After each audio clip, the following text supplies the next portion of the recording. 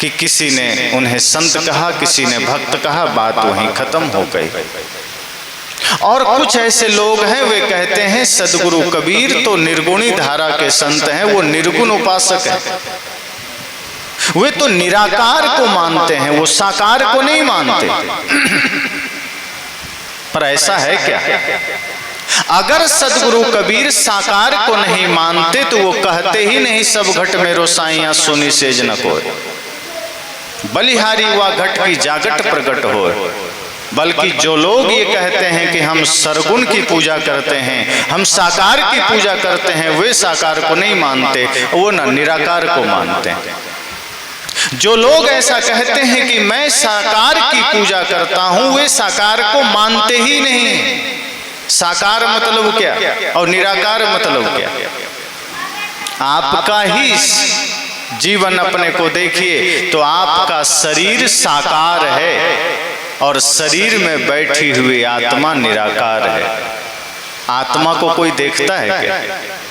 शरीर से ही व्यक्ति की पहचान होती है। आप मुझे नहीं देख रहे हैं, मेरे शरीर को देख रहे हैं। हम आपको नहीं देख रहे हैं, आपके शरीर को देख रहे हैं। हम आपके साकार रूप शरीर को देख रहे हैं।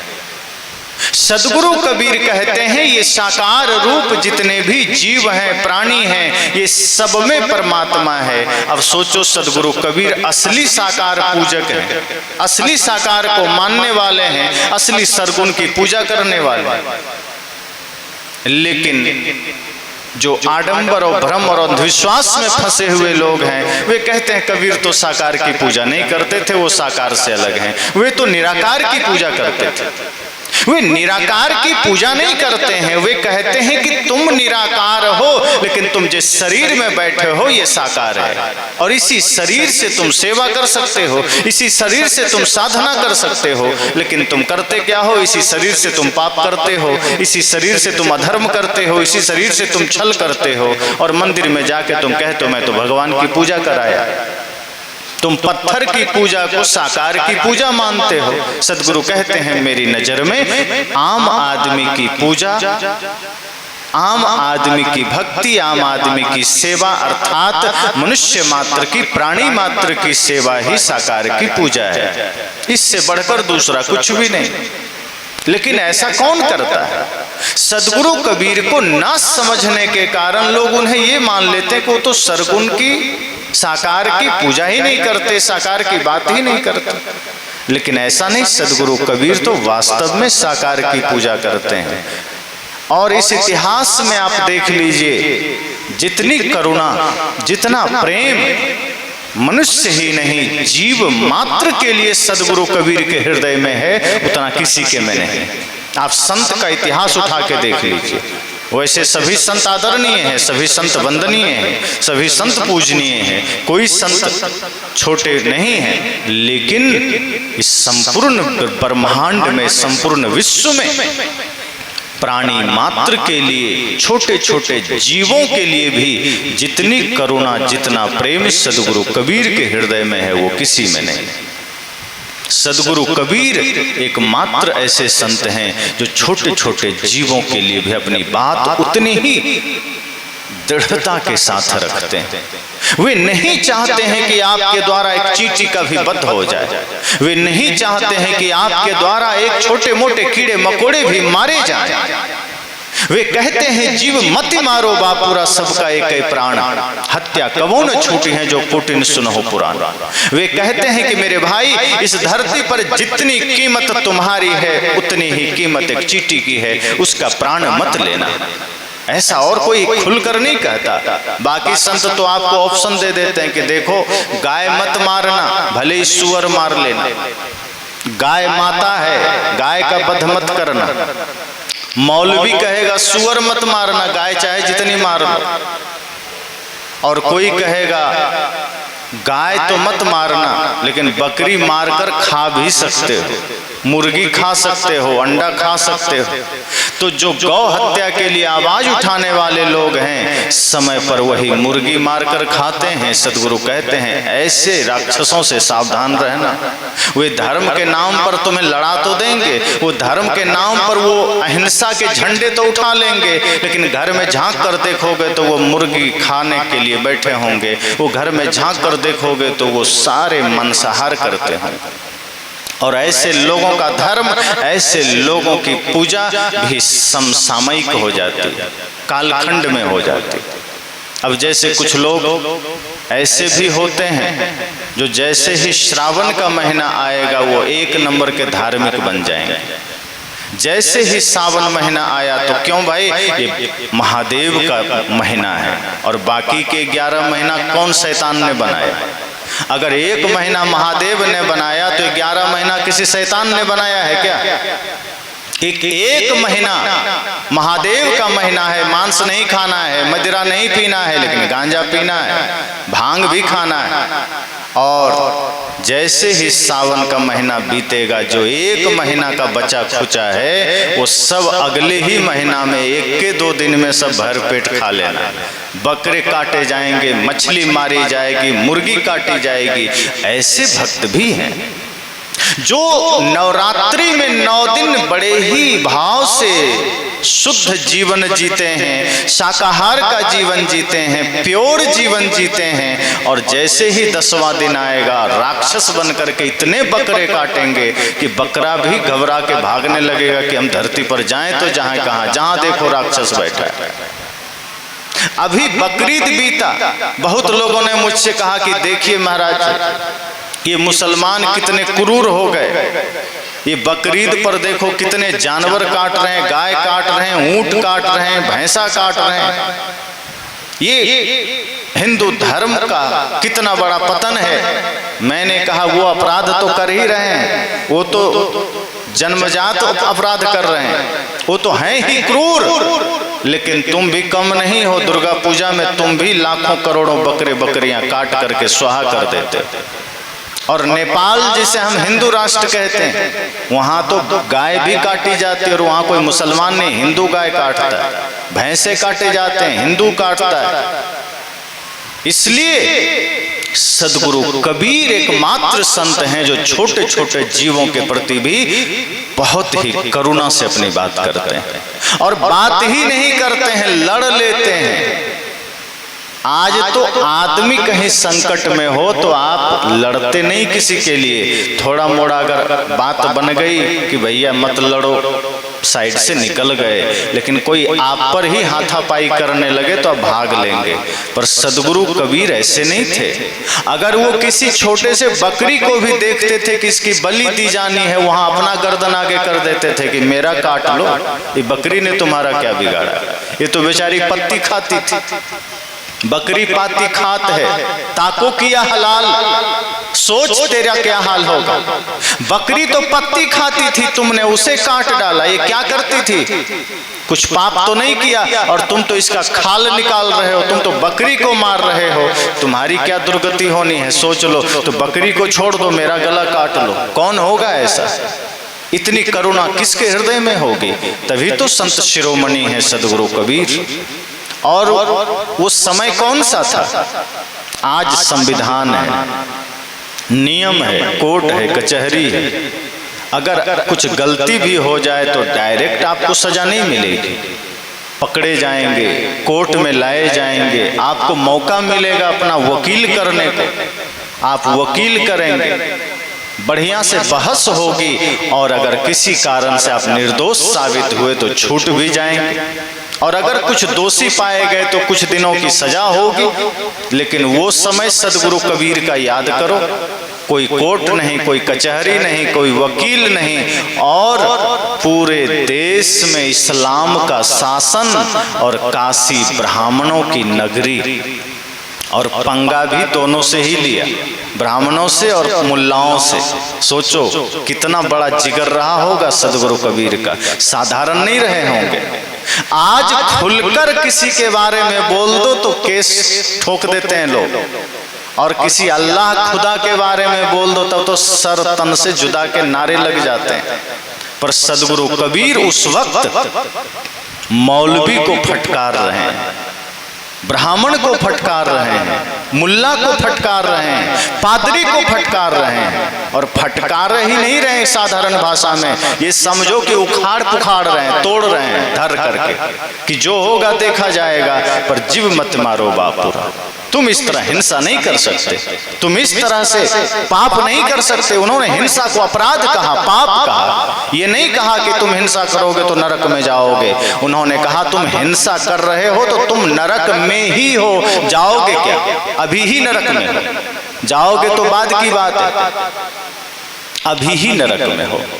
तभी तो वे कहते हैं कि धर्म का चोला पहनकर अगर कोई आदमी हिंसा कर रहा है, धर्म का चोला पहनकर अगर कोई आदमी आपको हिंसा के लिए प्रेरित कर रहा है तो वो धार्मिक नहीं हो सकता है, वो कसाई होगा। इसलिए सदगुरु कबीर कहते हैं धर्म कथे जहां जीव बधे तहां अकर्म करे मेरे भाई, जो तोहरा को पंडित कहिए तो काको कहिए कसाई।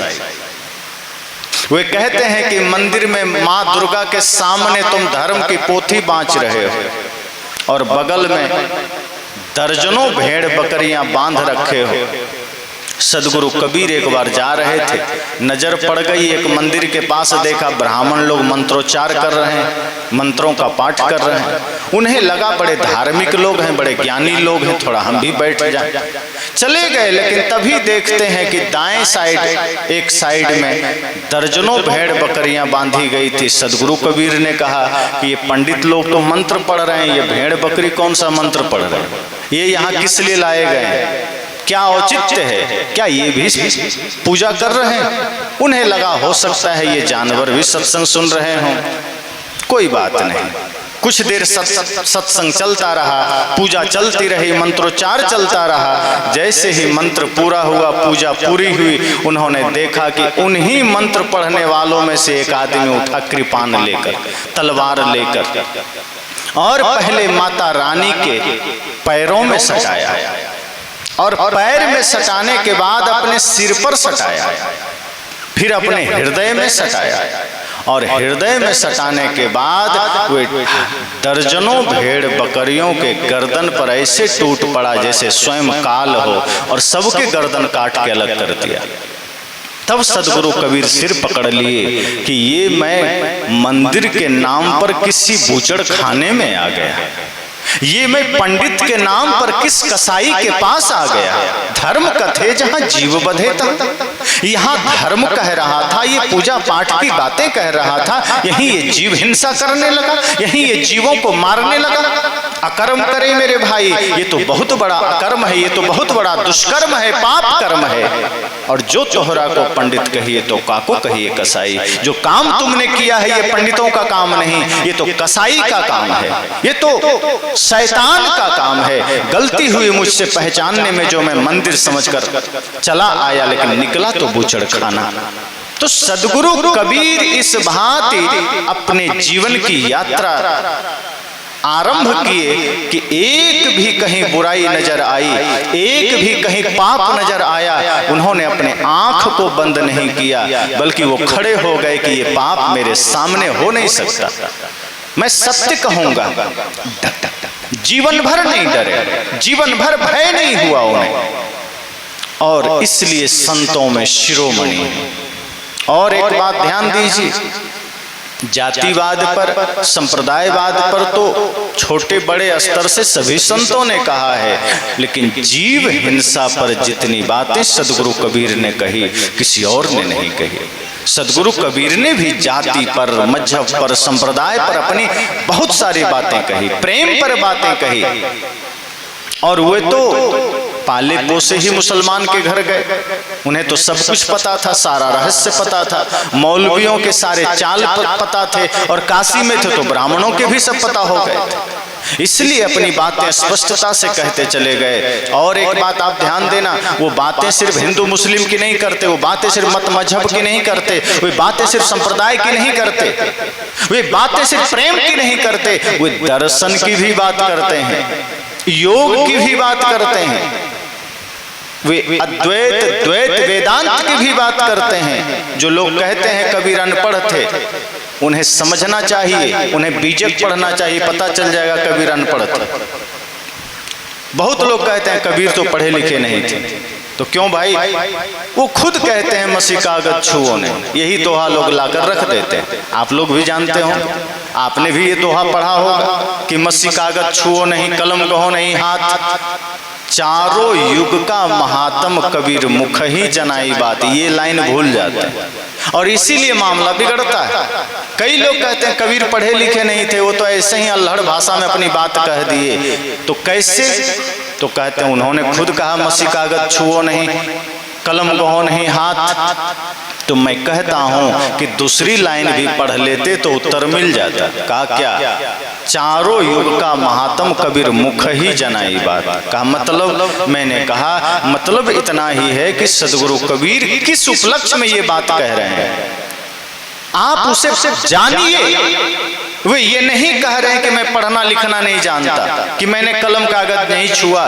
वे कहते हैं कि चार युग तुम मानते हो, सतयुग, त्रेता, द्वापर, कलयुग। तो सुन लो पंडित मौलवियों मेरी बात, ये जो तुम चार युग की बात करते हो, ये जो तुम चार युग की कथा सुनाते हो, ये सारी बातें, ये सारी सृष्टि की बातें मैं तो मुख से यूं ही कह देता हूं। इसके लिए मुझे कलम कापी छूने की जरूरत नहीं पड़ती। इस परिप्रेक्ष्य में साहब ने बात कही, इसलिए नहीं कहा कि मैं पढ़ना ही नहीं जानता। वे कहते हैं कि ये जो चारों युगों की बातें हैं वो मैं सहज में कह देता हूं, उसके लिए मैं ना कलम छूता हूं ना किताब छूता हूं। अब इसमें कहां से आ गया कि मैं पढ़ा ही नहीं था? कई लोग कहते हैं ना कि चलो भाई बाजार जाओ, दो चार सामान ले लेना, कहीं भूल ना जाओ तो पुर्जा बना लो, कागज में लिख लो। पर कोई तेज आदमी कहता है उसकी जरूरत नहीं, कलम कागज रहने दो, मेरे माइंड में लिखा गया, मैं ले आऊंगा। तो इसका मतलब क्या? वो आदमी अनपढ़ हो गया क्या? वो आदमी निरक्षर हो गया? सदगुरु कबीर ने यही बात तो कही कि मसी कागज छुओ नहीं, कलम कहो नहीं हाथ। तो सदगुरु कबीर के ग्रंथ में, उनके शास्त्र में, उनकी वाणी में आपको एक एक चीजों में गहराई नजर आएगी। जिस विषय पर आप जाएंगे लगेगा सदगुरु कबीर इसी के सबसे बड़े जानकार हैं। जैसे लगेगा सदगुरु कबीर से ज्यादा बढ़िया ये बात कोई कह ही नहीं सकता था। चाहे प्रेम की बात आ जाए, चाहे दया की बात आ जाए, चाहे अहिंसा की बात आ जाए, चाहे धर्म की बात आ जाए, चाहे किसी भी विषय में चले जाओ, चाहे देश राजनीति की बात आ जाए, चाहे मत मजहब पंथ संप्रदाय की बात आ जाए, जितनी गहराई से सदगुरु कबीर ने अपनी बात कही उतनी किसी ने नहीं कही। आप सब जानते हैं भगवान श्री कृष्ण को प्रेम का प्रतीक माना जाता है, पर सदगुरु कबीर ने जिस गहराई से प्रेम पर अपनी बात कह दी, बाकी लोग पीछे मालूम पड़ते हैं। उनकी एक एक बातें जब लोगों ने कहा प्रेम क्या है, प्रेम क्या है, साहब ने कहा 2.5 आखर प्रेम का, पढ़े सो पंडित हो।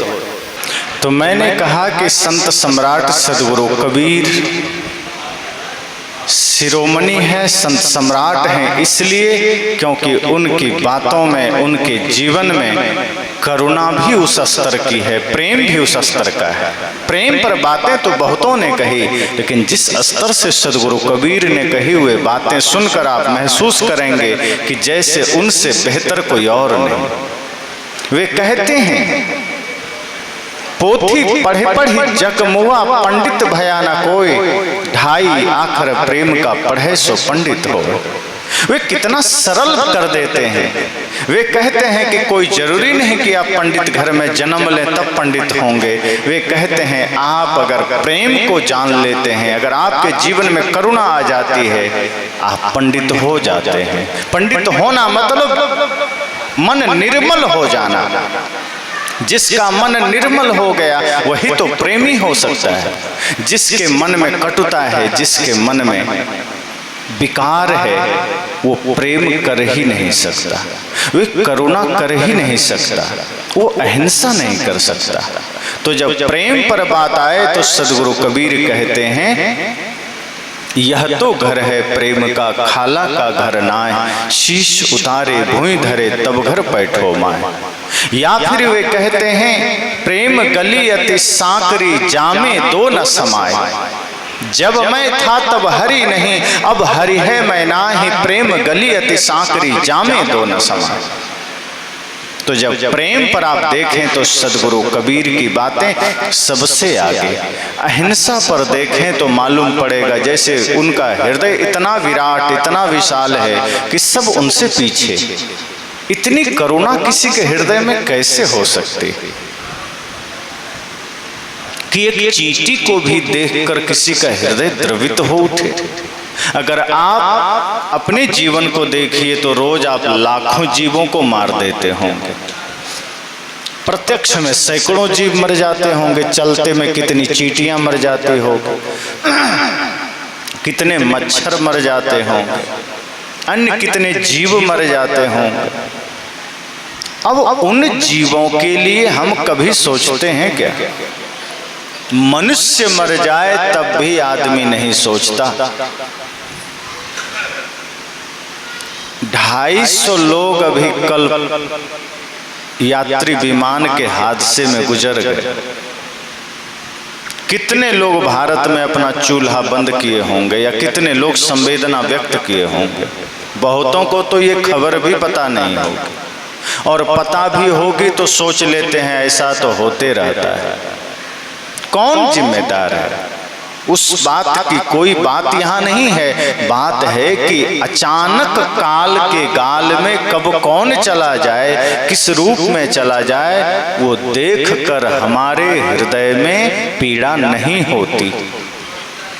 कोई अपना गुजर जाए तब तो होती है, लेकिन हजारों लोग रोज मर जाएं, कहीं कोई गुजर जाए, हमारे हृदय में कोई कंपन नहीं होता। पर सदगुरु कबीर कहते हैं कि एक छोटे से जीव के भी अगर कुछ भी तुम नुकसान करते हो तो मेरे हृदय में पीड़ा होती है, कष्ट होता है। इसलिए वे कहते हैं जीव मत मारो बापुरा। ये भगवान के नाम पर, माता के नाम पर जो तुम बलि देते हो, ये भी मत करना। ये कोई माता, कोई भगवान बलि नहीं लेते। ये बलि ना करना, हिंसा ना करना, किसी जीव को सताना नहीं, धर्म के नाम पर कुछ भी मत करना। हमारा खुदा गाय पसंद करता है, ये कह कह कर तुम भेड़ बकरे और गाय काटते हो, ये भी मत करना। कोई खुदा का प्रमाण नहीं आता, कोई खुदा वहां से मैसेज नहीं भेजता है, संदेश नहीं भेजता है कि मुझे भूख लगी है, गाय भेज दो। सदगुरु कहते हैं अगर खुदा इतना ताकतवर होगा तो वो तुम्हें मैसेज नहीं भेजेगा, वो हजारों लाखों गाय खुद उठा के खा सकता है। और अगर इतना भी ताकत उसके पास नहीं है तो फिर तुम उसकी पूजा क्यों करते हो? अगर तुम्हारा खुदा इतना ही निकम्मा हो गया कि वो अपनी भूख मिटाने के लिए भी तुम्हें मैसेज भेजता है कि हमारे पास गाय भेज देना, फिर तुम ऐसे खुदा को मानते क्यों हो? ऐसे भगवान, ऐसे माता को मानते क्यों हो? जो तोहरा के सांचा देवा तो खेत चरत क्यों न लैया जी। सदगुरु कहते हैं इसलिए हिंसा बंद करो, इसलिए ये जीवों पर अत्याचार बंद करो। और इस लड़ाई को वो उस काल में लड़ रहे हैं जब मुसलमान का शासन है पंडितों की नगरी काशी में, और उस वक्त सीना ठोक करके वो धर्म के नाम पर किया जाने वाला अधर्म का विद्रोह कर रहे हैं, उस अधर्म के खिलाफ खड़े हो रहे हैं, उसका विरोध कर रहे हैं, उसे समाप्त करने का प्रयास कर रहे हैं। भय नहीं है। और क्या लगता है कि लोगों ने उन्हें सताया ना होगा, कि लोगों ने उन्हें परेशान ना किया होगा? जो भी सत्य कहने वाला है उसे परेशान किया जाता है। सत्य कहने वालों को परेशान करना ये तो आज भी है। सदगुरु कबीर को भी लोगों ने परेशान किया होगा, लेकिन सदगुरु कबीर ने क्या कहा कि मैं पक्षपात की तो बात ही नहीं करता, मैं तो निष्पक्ष बात करता हूं। ऐसा नहीं कि मैं मुसलमान की बात कर रहा हूं तो हिंदू की नहीं करता, और हिंदू की कर रहा हूं तो मुसलमान की नहीं करता। वे कहते हैं कि मैं तो दोनों की बात करता हूं, क्योंकि दोनों ही डूबे हैं। हिंदू की दया मेहर तुर्कन की, दोनों घट से त्यागी, ई हलाल वे झटका मारे, आग दोनों घर लागी। वे ये नहीं कहते कि मैं सिर्फ मुसलमान का विरोध कर रहा हूँ, वो ये नहीं कहते कि मैं सिर्फ हिंदू का विरोध कर रहा हूँ। वे कहते हैं कि हिंदू की दया, अर्थात दया शब्द भारतीय साहित्यों में आता है। सदगुरु कहते हैं कि हिंदू ने दया छोड़ दिया, और मेहर अर्थात मेहरबानी वो भी दया ही है। मुसलमानों ने मेहर छोड़ दी, दोनों के हृदय से दया ने विदाई ले ली। हिंदू भी दयावान नहीं रहा, मुसलमान भी दयावान नहीं रहा, रहम दिल वाला नहीं रहा। दोनों के हृदय से धर्म ने अपना डेरा डंडा उठाकर चल दिया। अब क्या है? हिंदू की दया मेहर तुर्कन की, दोनों घट से त्यागी, और जब दया ही न रहा तब क्या? ये हलाल वे झटका मारे। मुसलमान हलाल करता है और हिंदू झटका मारता है। झटके से गर्दन काटना है, भारी मोटा तलवार रखता है ताकि बच न जाए, एक ही बार में गर्दन कटनी चाहिए। और मुसलमान छोटा सा भी रख ले तो कोई बात नहीं, क्योंकि उसको तो हलाल करना है। वो तो थोड़ा सा भी गर्दन में सटा दिया, खून बाहर निकल गया, तड़प तड़प के जीव खुद ही मर जाता है। ऊंट जब ये लोग काटते हैं या गाय काटते हैं तो कितनी क्रूरता से काटते हैं। नुकीला तलव, छोटा सा चाकू रखते हैं लंबा सा, कृपान टाइप से, और वो गर्दन में जोर से चला देते हैं, एक साथ पूरा नहीं काटते। और गर्दन जब कट जाती है तो सारा खून धीरे धीरे बाहर हो जाता है। गाय या ऊंट तड़प तड़प कर वहीं प्राण छोड़ देता है।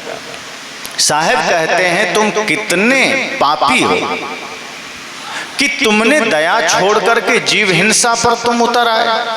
तुमने अपने हृदय में अहिंसा का त्याग कर दिया। तुम गाय को मार रहे हो, कोई ऊंट को मार रहा है, कोई बकरी को मार रहा है, कोई सूअर को मार रहा है। तो वो दोनों की बात करते हैं कि हिंदू की दया मेहर तुर्कन की, और जब जब बात आती है वो सबकी बात करते हैं, वो एक पक्ष की नहीं करते। तो मैंने बात शुरू की थी कि सदगुरु कबीर शिरोमणि क्यों हैं, सदगुरु कबीर संतों में सम्राट क्यों हैं? इसी वजह से हैं क्योंकि वो करुणा, सत्य, अहिंसा, प्रेम हृदय में धारण करते हैं। वे चींटी के लिए भी उतनी ही करुणा रखते हैं जितना इंसानों के लिए रखते हैं। उनके हृदय में समस्त सृष्टि के लिए करुणा है, समस्त संसार के लिए प्रेम है, इसलिए वो संतों में शिरोमणि है, वो साधारण नहीं है। इसलिए बिना डरे, बिना घबराए उन्होंने अपनी बात कही, और आज भी उनकी बातें समाज के लिए, राष्ट्र के लिए, दुनिया के लिए प्रेरणा स्रोत है। जो लोग सदगुरु कबीर की वाणी को पढ़ेगा, सुनेगा, जानेगा, वो हर समय सजग रहेगा, ऊर्जावान रहेगा, शांत रहेगा, शीतल रहेगा। मैं तो तुम्हारे भीतर सिर्फ प्रेम देखना चाहता हूँ, मैं तो तुम्हारे भीतर सिर्फ सत्य देखना चाहता हूँ। प्रेम के अभाव में आज आदमी धनी तो बन गया, लेकिन प्रेम के अभाव में वो धन उसके जीवन के लिए काल बन रहा है। आदमी भौतिक मार्ग में विकास तो कर लिया, भौतिकता में धन संपदा तो बटोर लिया, लेकिन प्रेम के अभाव में, सत्य के अभाव में वो इतना विकृत हो गया, इतना विभत्स हो गया कि वो धीरे धीरे इंसान से ही दूर होता चला गया, वो धीरे धीरे प्राणियों से दूर होता चला गया। एकांगी जीवन जीते हुए अपने स्वार्थपरता में इतने गहरे डूब गया कि वो समस्त धर्म से, समस्त सद्गुणों से दूर हो गया। और जब इंसान सद्गुणों से दूर हो जाता है तो उसके कुकृत्य उन्हें ही दंड देने लगते हैं, और बाद में नहीं। ध्यान रखना, कल नरक में जाएंगे, सदगुरु कबीर ये कहते ही नहीं। वे कहते ही नहीं है कि तुम मरने के बाद नरक में जाओगे, वे कहते हैं तुम गलत करोगे, इसी क्षण तुम नरक में हो, बस एहसास तुम्हें नहीं हो रहा। तुम नरक में हो, तुम्हें पता नहीं चल रहा है, तुम भयंकर दुख में हो, तुम्हें पता नहीं चल रहा है, और इसका कारण इतना ही है कि तुम भयंकर बेहोशी में हो। अब कोई आदमी बेहोश हो जाए तो पैर में चोट भी लगी हो तो पता नहीं चलता है, लेकिन जिस घड़ी आदमी होश में आता है एक छोटा सा खरोच भी पीड़ा देने लगता है। सदगुरु कहते हैं कि तुम इतना बेहोश हो गए हो इन मायावी पदार्थों के साथ कि तुम्हें अपने भीतर की पीड़ा का एहसास नहीं है, तुम्हें अपने भीतर के दर्द का आभास नहीं है, लेकिन हो तो तुम कचड़े में, हो तो तुम पीड़ा में। तो सदगुरु कबीर को कुछ लोगों ने इस तरह से भी कहा, और कुछ लोगों ने, मैंने पहले ही कहा, उन्हें निराकार कहा कि सदगुरु कबीर तो निर्गुणी धारा के संत हैं, वो निराकार को मानते हैं। लेकिन सदगुरु कबीर जितना साकार को मानते हैं उतना कोई नहीं मानता। साकार को मानने का अर्थ यह नहीं है कि चित्र को मानने लग जाना, साकार को मानने का अर्थ यह नहीं है कि मंदिर में मूर्ति को मानने लग जाना। साकार का अर्थ है कि जिसके भीतर चेतना है, जिसके भीतर प्राण है, उसको मानना। शरीर साकार है, आत्मा निराकार है, दोनों का जब समन्वय होगा तो बात बनेगी। अब जो मूर्ति पूजा करने वाले लोग हैं वो आदमी के साथ बैर करने लगा, और आदमी ही नहीं, अपने भाई के साथ, माता पिता के साथ, पड़ोसी के साथ, मित्र के साथ बैर कर लिया। तो मंदिर में गया, पुजारी बन गया कि मैं तो भगवान की पूजा करता हूँ। पर सदगुरु कबीर कहते हैं कि जिस व्यक्ति के भीतर, जिस जीव के भीतर स्वयं परमात्मा बैठा है, तुम उसका तिरस्कार कर रहे हो, तुम उसे झुठला रहे हो, तुम उसे पीड़ा दे रहे हो, और मंदिर में जाकर तुम कहते हो मैंने साकार की पूजा कर लिया, मैं तो साकार हूं। तो यह बात तो बिल्कुल गले नहीं उतरती कि तुम साकार की पूजा करते हो। सदगुरु कहते हैं साकार की पूजा का मतलब है कि हर घट में परमात्मा को देखना, हर इंसान में, हर प्राणी में भगवान को देखना, और जो ऐसा करता है वही साकार की पूजा करता है। तो इस अर्थ में सदगुरु कबीर तो साकार की भी पूजा कर रहे हैं। कुछ लोग कहते हैं कि सदगुरु कबीर अवतार लिए, और कुछ लोग कहते हैं कि नहीं, माँ के गर्भ से आए, कुछ लोग कहते हैं आकाश से आए। अब जरा विचार करिए, सदगुरु कबीर क्या है? शरीर है या आत्मा है? शरीर तो जड़ है, शरीर किसी के पास भी आएगा। संसार को जानने समझने के लिए शरीर की आवश्यकता राम को भी पड़ी, कृष्ण को भी पड़ी, बुद्ध महावीर को भी पड़ी, कबीर को भी पड़ी। तो जिन जिन ने शरीर को धारण किया वो शरीर सबका पंच भौतिक ही था, वो शरीर सबका मिट्टी पानी आग हवा से ही निर्मित था। और इतना ध्यान रखना कि जो शरीर मिट्टी पानी आग हवा से निर्मित होगा, जो जड़ होगा, वो किसी न किसी माँ बाप के गर्भ से ही आएगा, वो आकाश से नहीं आएगा। तो शरीर माता पिता के गर्भ से आया, लेकिन आत्मा जरूर दिव्यता लेकर आया। सदगुरु कबीर जो है, जो आत्मा अगर हम बात करें, वो दिव्यात्मा जरूर कुछ दिव्यता लेकर आए। तो आत्मा तो अजन्मा है, वो तो अविनाशी है, उसका तो जन्म हुआ ही नहीं। तो हम कैसे कहें कि कबीर का जन्म हुआ? सदगुरु कबीर ने जिस शरीर का उपयोग किया उस शरीर का जन्म माता पिता से हुआ, लेकिन जो वो स्वयं है वो अजन्मा है, अविनाशी है। तो इस अर्थ में हम यह कहते हैं कि अगर कबीर अविनाशी और अजन्मा है तो बात ठीक है, लेकिन शरीर अविनाशी नहीं है, शरीर अजन्मा नहीं है, और वह अजन्मा अविनाशी सब के भीतर बैठा हुआ आत्मा है। कोई इस कबीर साहब का ही नहीं, आपके भीतर जो आत्मा है, अर्थात आप जो स्वयं हैं, आप भी अजर हैं, अमर हैं, अखंड हैं, अविनाशी हैं। सदगुरु कबीर भी अविनाशी हैं। लेकिन इस अर्थ में ऐसा नहीं कि वो इस धरा पर आकाश से उतर आए। तो कुछ लोग ऐसा मानते हैं कि नहीं, कबीर साहब गगन मंडल से उतरे, गगन मंडल से उतरे सतगुरु सत्य कबीर, अन्न आहार करता नहीं ताका नाम कबीर। तो आत्मा तो अन्न आहार कुछ भी नहीं करता, बात तो ठीक ही, अन्न आहार तो शरीर करता है।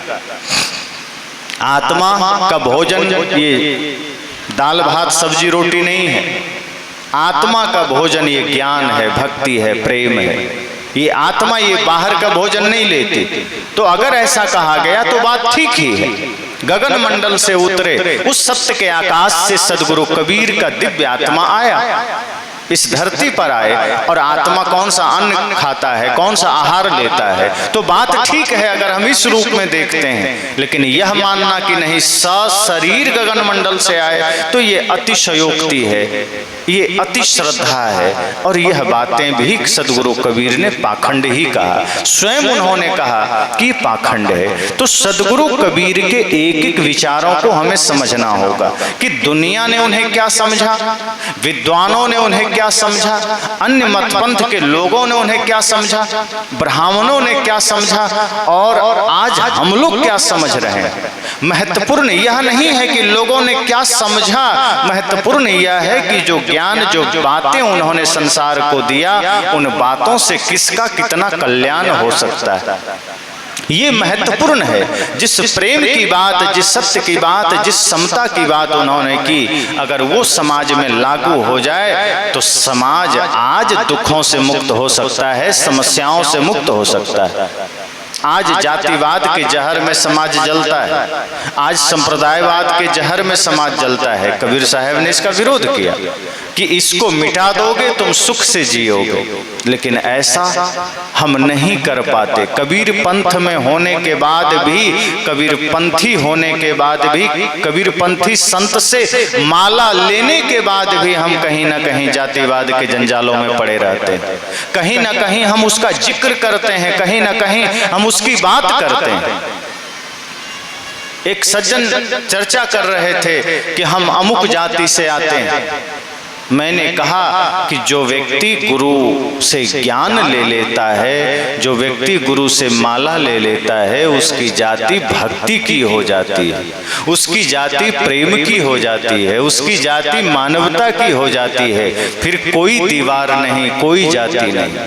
लोग पिछड़ी अगड़ी जातियों का भेद मान करके कहीं भोजन नहीं करेंगे, कहीं पानी नहीं पिएंगे, कहीं बैठेंगे नहीं। इतनी सारी बीमारियां कबीर पंथ में भी चल रही है। मैं दूसरे की बात नहीं कर रहा। सदगुरु कबीर ने कहा कि जब अपने ही घर में कचड़े हों तो दूसरे के कचड़ों पर नजर डालकर क्या करोगे। अपने घर के कचड़े को तो बुहारो। जो तू साची वानिया साची हाट लगाओ, अंदर झाड़ू दे के कूड़ा दूर बहाओ। अगर तुम धर्म के सच्चे व्यापारी हो, ज्ञान के सच्चे व्यापारी हो, गुरु भक्त हो, तो अपने भीतर सत्य हिंसा का, ज्ञान का, विवेक का, विचार का झाड़ू लगाना और उस सारे विकार के कचड़े को बाहर कर देना। तो सदगुरु कबीर ने कहा कि अपने हृदय में जो कचड़े तुमने पाल रखे उसे मिटाना, ये जाति पाति की दीवारों को मिटाना। कबीर पंथी वो नहीं है जो माला गले में पहनकर घूम रहा है।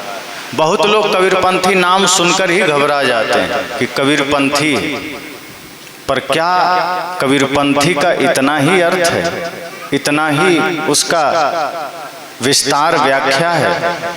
कबीर पंथी का पहले अर्थ जान लीजिए। कबीर नाम तो परम ज्ञान का है, कबीर नाम तो परम शुद्ध चैतन्य का है,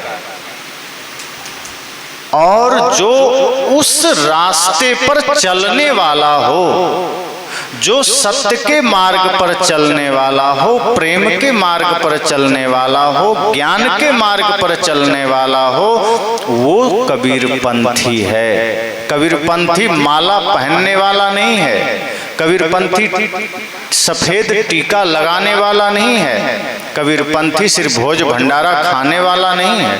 कबीर पंथी वह है जो प्रेम के मार्ग पर चलता है, जो सत्य के मार्ग पर चलता है, जो अहिंसा के मार्ग पर चलता है, जो मानवता के मार्ग पर चलता है।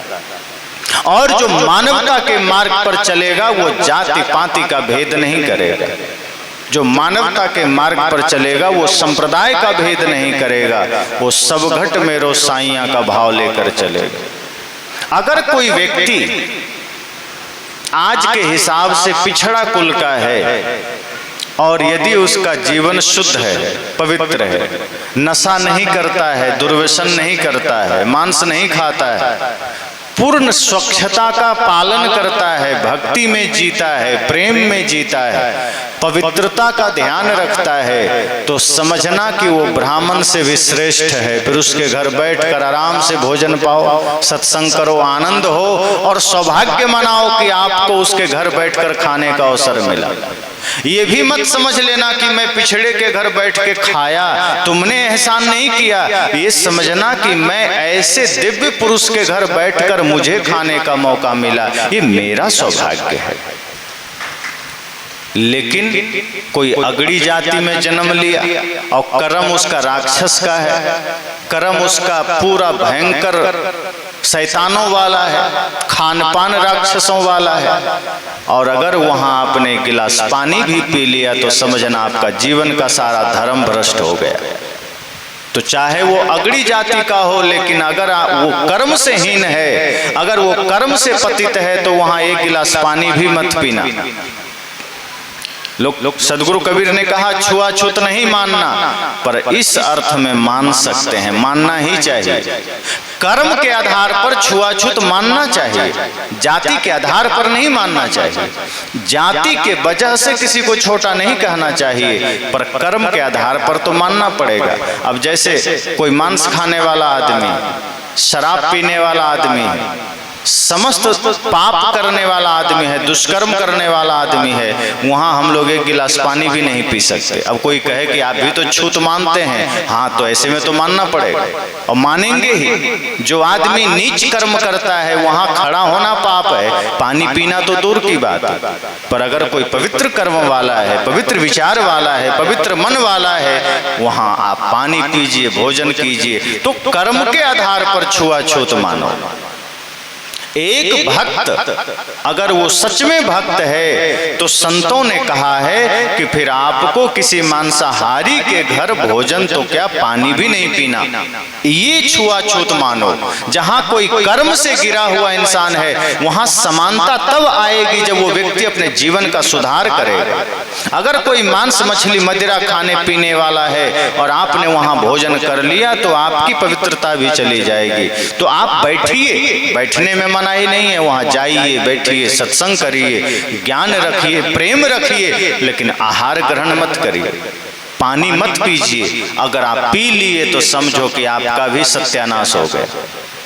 क्योंकि जो व्यक्ति हिंसा कर रहा है, सदगुरु कबीर ने उसे भयंकर पाप कहा है। कोटिन सुनहो पुराण, साहब ने कहा ना, हत्या कब न छूटे हैं जो कोटिन सुनहो पुराण। उन्होंने कहा कि ये हत्या का फल इतना भयंकर होगा, ये हत्या का पीड़ा इतना भयंकर होगा कि करोड़ों पुराण सुन लेने से भी वो मिटेगा नहीं। तो सदगुरु कबीर ने बड़ा सरल मार्ग दिया। तो किसी ने कुछ कहा, किसी ने कुछ कहा। मैंने पहले ही कहा कि सदगुरु कबीर को देखने की आंखें अलग अलग हो सकती है, पर सदगुरु कबीर का ज्ञान अलग नहीं है। वो वही शुद्ध मानवतावादी ज्ञान है, वो वही प्रेम से भरा हुआ ज्ञान है, वो वही करुणा से भरा हुआ ज्ञान है। और जो इस बात को समझ लेता है वो देख लेता है कि संतों में सम्राट क्यों है वे, संतों में शिरोमणि क्यों है वे। सहज नहीं था जीवन। सदगुरु कबीर का जीवन आसान नहीं था, कितनी कठिनाइयां उनको झेलनी पड़ी, पर अपनी बातें उन्होंने कही। मैं तो कभी कभी सोचता हूं कि वो काल जो मुगलों का शासन था और अयोध्या में उस समय राम मंदिर जरूर टूटा हुआ ही रहा होगा, लेकिन मंदिर टूटा हुआ होगा इस बात का कहीं भी उल्लेख गोस्वामी तुलसीदास जी ने नहीं किया।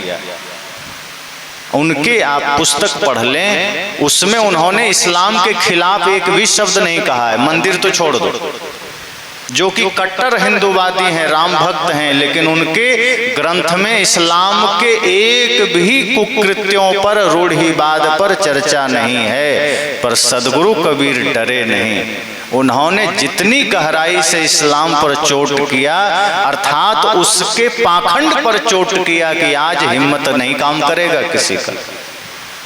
कंकड़ पत्थर जोड़ के मस्जिद लई चुनाए, ताचढ़ी मुल्ला बांग दे क्या बहरा हुआ खुदा है। आज कोई खुलकर कह सकता है कि अल्लाह खुदा बहरा हो गया? हिम्मत है? और इतना ही नहीं रुकते हैं, वे कहते हैं ना जाने तेरा साहिब बहरा है, ना जाने तेरा साहिब कैसा है, मस्जिद भीतर मुल्ला पुकारे क्या साहिब तेरा बहरा है। वे कहते हैं कि मस्जिद के भीतर मुल्ला पुकार रहा है अल्लाह अकबर, क्या तेरा साहिब बहरा हो गया जो सुनता नहीं, जोर जोर से पुकारना पड़ता है। सोचो उस वक्त कबीर साहब कह रहे हैं। और यहां ही नहीं रुके, वे कहते हैं तुरुक सुनती कराए तुरुक जो होना, औरत को क्या कहिए अर्ध शरीरी नारी बखानी ताते हिंदू रही। इतना बड़ा प्रहार है। सदगुरु कबीर ने जब देखा कि ये हिंदू तो फिर भी थोड़ा कोमल होता है, ये हिंदू समाज तो फिर भी थोड़ा लचीला होता है, ये मेरी बातें सुन भी रहा है, बदल भी रहा है, लेकिन ये मुसलमान तो भयंकर रूढ़िवाद है, जड़ है, कट्टर है, ये सुनने वाला नहीं है। तब उन्होंने क्या कहा, कितनों मनावो पांव पड़ी, कितनों मनावो रोए, हिंदू पूजे देवता लेकिन तुरुक न काहू के होए। ये कबीर साहब कह दिए। कहा तुम उसमें पत्थर में सिर ठोकने से अच्छा है कि तुम अपनी बातें कहना छोड़ दो, क्योंकि ये मुसलमान किसी का होने वाला नहीं। इतना खुलकर कोई कह सकता है? तो हिंदू के लिए तो कहा ही, हिंदू समाज की बुराइयों पर तो कहा ही, लेकिन उतनी ही गहरी चोट इस्लाम के शासन होते हुए साहब ने कुरान पर दिया, अल्लाह खुदा को दिया, सबको पीर पैगंबर को दिया। उन्होंने अपनी बातें इतनी खुलकर कही।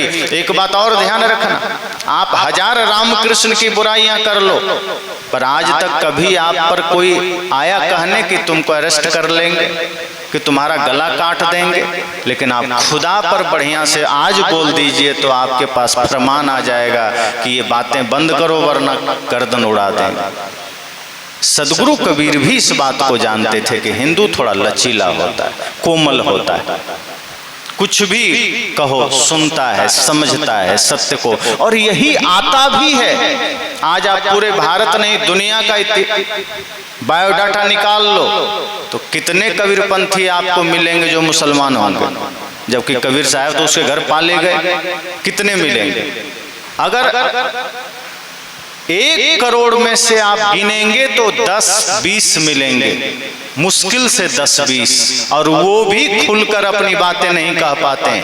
1-2 मुस्लिम हैं जो हमसे भी जुड़े हैं, जो कहते हैं गुरुजी आपकी बात मैं सुनता हूं, और लोगों को जब सुनाता हूं तो हम पर फरमान जारी हो गया कि तुम अपन काफिर हो गए हो, तुम अपने समाज का विद्रोही हो गए हो, हमको अब मारने पर लोग तुले हुए हैं, भागते हैं, यहाँ वहाँ छिपे रहते हैं। तो 1-2 भी अगर हिम्मत कर लेता है तो उस पर फतवा जारी हो जाता है। तो सदगुरु कबीर वह व्यक्तित्व हैं जो बिना डरे अपनी बात कहे। मैं यहाँ सिर्फ सदगुरु कबीर के उस निर्भयता को रख रहा हूँ कि इस्लाम का शासन होते हुए सदगुरु कबीर ने कैसे अपनी बात निर्भयता से कहे। काशी पंडितों की नगरी होते हुए सदगुरु कबीर ने कैसे हिंदू समाज की बुराइयों को कहे, डरे नहीं। और सदगुरु कबीर ने इसलिए तो कहा निर्भय भय तहाँ गुरु की नगरिया, सुख सोए दास कबीरा हो। कहा जब निर्भयता आ जाती है तो निश्चिंतता आ जाती है, आनंद आ जाता है। फिर तो मैं हमेशा निश्चिंतता में रहता हूँ, आनंद में रहता हूँ, मुझे भय नहीं है। और भय किस चीज का? जो शरीर मेरा नहीं है उसे छूटने का भय, जो शरीर मेरा है ही नहीं उसे मिटने का भय। क्यों? सदगुरु कबीर कहते हैं मुझे पता है कि ये शरीर मुझे मिला है, एक दिन छूट जाएगा, और मैं इसका भय करूं। जो मेरा नहीं है उसे छूटने का भय क्यों करूं?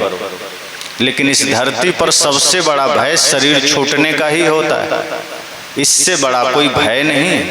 आप हम सब जितने भी इस धरती पर लोग हैं, सबसे ज्यादा हम डरते शरीर के छूटने से ही हैं। और दुनिया की सबसे बड़ी सच्चाई यही है कि छूटेगा, फिर भी हम डरते हैं कि ये छूटेगा। जो सबसे बड़ा सत्य है कि ये छूटना है, छूट रहा है, किसी का रहा नहीं है। जो जो जन्म लिए वसुधा पर एक दिन सब ही मरे, ये सत्य है कि आया है सो जाएगा राजा रंग फकीर। फिर भी हमें सबसे बड़ा भय इसी से होता है कि कहीं हम मर ना जाएं। लेकिन सदगुरु कबीर कहते हैं कि मैंने इसी भय पर विजय पा लिया।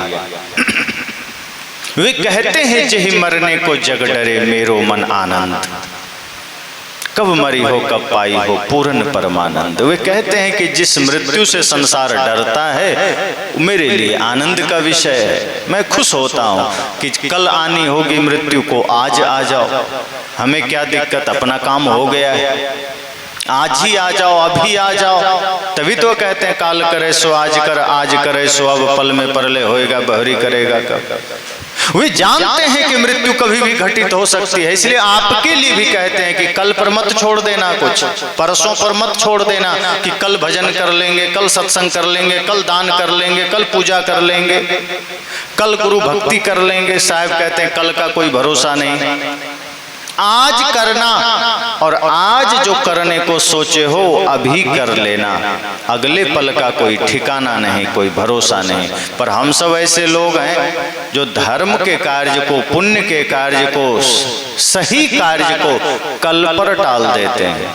अगर सत्संग में जाना है तो कल कर लेंगे, दान करना है कल कर लेंगे, किसी की सेवा करनी है कल कर लेंगे, लेकिन दारू पीना है तो आज ही पी लेंगे, गाली देना है अभी दे लेंगे, लड़ाई करना है अभी लड़ लेंगे, भाई से जमीन बंटवारा करना है अभी ही करना है, चोरी करनी है आज ही रात में कर लेंगे, कल पर नहीं छोड़ते हैं।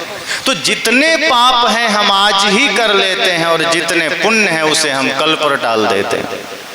सदगुरु कहते हैं थोड़ा गणित अपना बदल लो भाई, गणित अपना थोड़ा चेंज कर लो, सिस्टम बदल लो, जितने पाप हैं उसे कल पर टाल दो।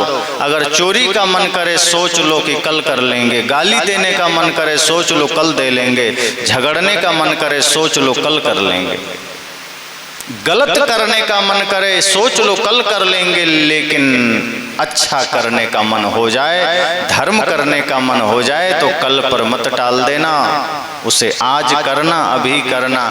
तो सदगुरु कबीर कहते हैं कि मुझे पता है ये जीवन सदा नहीं रहेगा, ये जीवन अस्थाई नहीं है, इसलिए मैं डरता नहीं, मैं निर्भय हो गया। और जब निर्भय व्यक्ति हो जाता है तो सत्य कहने लग जाता है, फिर वो ये नहीं देखेगा कि मेरे कहने से कोई नाराज तो नहीं हो जाएगा। हाँ, एक बात और है कि कहने में ये तो देखना ही पड़ता है कि कोई नाराज हो या ना हो, उससे हमें फर्क नहीं पड़ता, लेकिन एक बात यह देखनी पड़ती है कि मेरी बातों से सुधार तो हो जाएगा ना। अगर आपके भीतर से निकली हुई बातों का अर्थ इतना हो जाए कि इससे सुधार होना है समाज का, तब आप थोड़ा सा उसी हिसाब से बात करेंगे। अगर सिर्फ मन में यह ख्याल आ जाए कि मुझे तोड़ना है, फोड़ना है, बर्बाद करना है, तब आप उस हिसाब से हथौड़ी चलाएंगे। जैसे कभी कभार कहीं कोई सामान फंस गया, कुछ ऐसा दीवार में, नल में, पंखे में, कहीं भी आप जोड़ लो, गाड़ी में कुछ चीजें फंस गई, तो मिस्त्री को अगर उस चीज को बचा करके निकालना है तब वो हथौड़ी चलाता तो है, लेकिन ऐसे चलाता है कि उसके वजह से वो सामान टूट ना जाए और दूसरा भी ना टूट जाए, तो बड़े ही तरकीब से निकालता है। हथौड़ी चलाता है, ऐसा नहीं कि हथौड़ी नहीं चलाता है, लेकिन वह ध्यान रखता है कि इस हथौड़ी से दूसरा सामान टूट ना जाए या फिर यही सामान पुनः टूट ना जाए, क्योंकि रिपेयर करना है, अब पंखा ही खोलना है, कुछ उसका मोटर निकालना है। तो जब जानेगा कि मोटर सही है, सिर्फ रिपेयर करने से सही हो जाएगा, तब हथौड़ी चलाएगा सावधानी से, ध्यान से कि मोटर निकल जाए। लेकिन अगर मिस्त्री को यह पता चल गया है कि मोटर खराब है या कोई भी सामान खराब है और अब इसको निकालने से कोई फायदा नहीं, बनेगा नहीं, तब हथौड़ी देखिए कैसा चलाएगा कि फिर वो ऐसा चलाएगा कि एक ही हथौड़ी में सब टूट फूट के बराबर हो जाएगा, क्योंकि उसे बचाना लक्ष्य नहीं है, उसे सुरक्षित निकालना लक्ष्य नहीं है, बस उसका लक्ष्य है इसको सही खाली कर देना है, उसको निकाल देना है। इसी तरह से जब हमारा लक्ष्य हो कि समाज में सुधार लाना है, व्यक्ति में परिवर्तन लाना है, तो हम चोट करेंगे, हम हथौड़ा चलाएंगे लेकिन अंदर हाथ सहार दे बाहर मारे चोट। फिर हम अंदर में घड़े की भांति, जैसे कुम्हार भाई घड़ा बनाते हैं तो घड़ा के अंदर अपना हाथ लगा देते हैं और ऊपर से चोट मारते हैं। अब कोई दूर से देखेगा तो सोचेगा कुम्हार पागल हो गया, घड़ा बना के फिर मार रहा है, क्यों तोड़ना चाहता है। लेकिन निकट आने पर पता चलता है कि वो घड़ा तोड़ना नहीं चाहता, बल्कि जो थोड़ा मोड़ा कहीं गड्ढे हैं, थोड़ा उबड़ खाबड़ है, वो उसे और खूबसूरत बनाना चाहता है। इसलिए अंदर से हाथ का सहारा भी दिया है, ऊपर से चोट भी दे रहा है। तो सदगुरु कबीर ने हथौड़ा तो चलाया, ज्ञान का प्रहार तो किया, लेकिन यह नहीं, इस भाव से नहीं कि मुझे सबको तोड़ देना है, कि हिंदू मुसलमान में लड़वा देना है, कि मुसलमान को लड़ा देना है, कि हिंदू को लड़ा देना है। नहीं, उनका ध्येय था कि सिर्फ उसे पाखंड से बाहर निकाल लेना है, कि उसे सिर्फ आडंबर से बाहर निकाल लेना है, कि उसे सिर्फ जातिवाद से बाहर निकाल लेना है, उसे सिर्फ बुराइयों से बाहर निकाल लेना है। इस ध्येय के साथ उन्होंने तरकीबें भी दी, इस ध्येय के साथ, इस लक्ष्य के साथ उन्होंने व्यक्ति को मार्ग भी दिया, उन्हें निकलने का अवसर भी दिया, और जो बुराइयां थी उस पर चोट भी किया, जो पाखंड था उस पर चोट भी किया, जो अंधविश्वास था उस पर चोट भी किया। इसलिए समाज जिन जिन पाखंड में फंसा था, जिन जिन अंधविश्वासों में फंसा था, सदगुरु कबीर ने उसे ध्वस्त भी किया। जिन जातिवाद के जहर में समाज था उसे भी मिटाने का प्रयास किया। इसलिए वो हिंदू की बात आई तो उसकी बुराइयों को भी खुलकर कहा, लेकिन प्रेम की बात भी कहा, राम के आदर्शों की बात भी कहा, कृष्ण के आदर्शों की भी बात कही। और जब कुरान की बात आई तब उस पर भी साहब ने कहा कि अगर तुम सच में कुरान को मानने वाले लोग हो तो ये देखो कि कोई भी शास्त्र हो, रहम की बात सब जगह है, दया की बात सब जगह है, प्रेम की बात सब जगह है, मानवता की बात सब जगह है, फिर तुम उसे मानते क्यों नहीं हो। वे ये नहीं कहते कि वेद झूठा है, कुरान झूठा है, वे तो कहते हैं वेद किताब कहा कि झूठा झूठा जो न विचारे।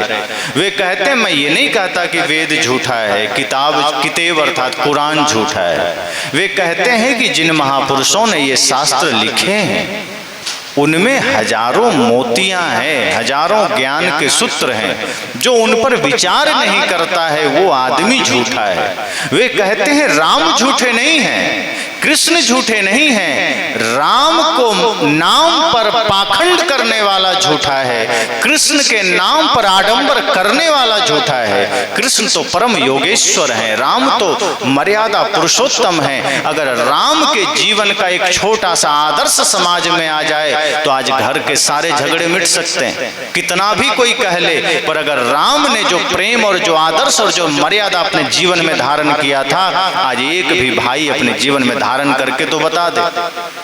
उंगली उठाना तो सरल है कि राम को बुरा भला कह देना, क्या लगता है, छोटा सा मुंह है, बोल दिया, लेकिन राम के आदर्श पर चलना छोटा नहीं है।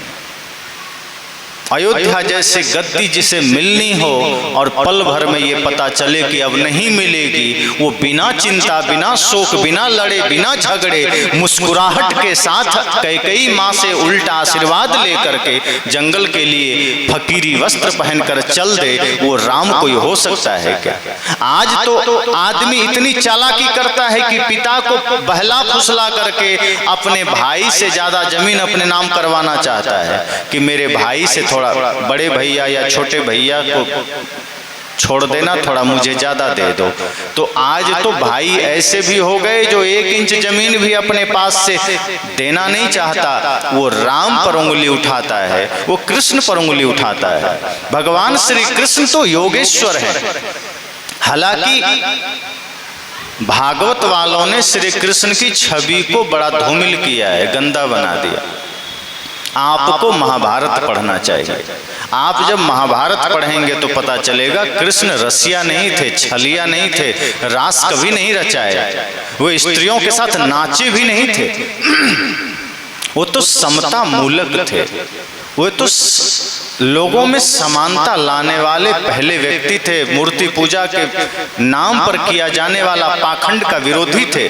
जब उस वक्त उनका समाज इंद्र की पूजा के नाम पर लाखों टन दूध और अन्न बर्बाद कर देते थे, उस वक्त कृष्ण ने कहा कि इंद्र की पूजा क्यों करते हो? तो लोगों ने कहा नहीं करेंगे तो बरसात नहीं होगी। कहा कि उसकी पूजा से बरसात थोड़े होती है, बरसात का अपना नियम है, कानून है, विज्ञान है। उसके नाम पर ये पूजा पाखंड है। और उस वक्त भगवान कृष्ण ने उस पाखंड का विरोध किया था। लेकिन कुछ दुष्ट प्रवृत्ति के लोगों ने कृष्ण के उस ज्वलंत रूप को छिपा दिया, ढक दिया और एक नया ही रूप छलिया वाला ले आया, एक नया ही रूप रसिक बना दिया, जिसकी चर्चा तक महाभारत में नहीं है। भागवत की रचना करके उनके छवि को भी खराब किया। तो कृष्ण जैसा योगी होना, मैं तो जब गीता पढ़ रहा था तो मैं एक एक सूत्र को देखा, मुझे लगा कि इतनी गहरी बातें जो कर सकता है वो किसी की हत्या कैसे करवा देगा।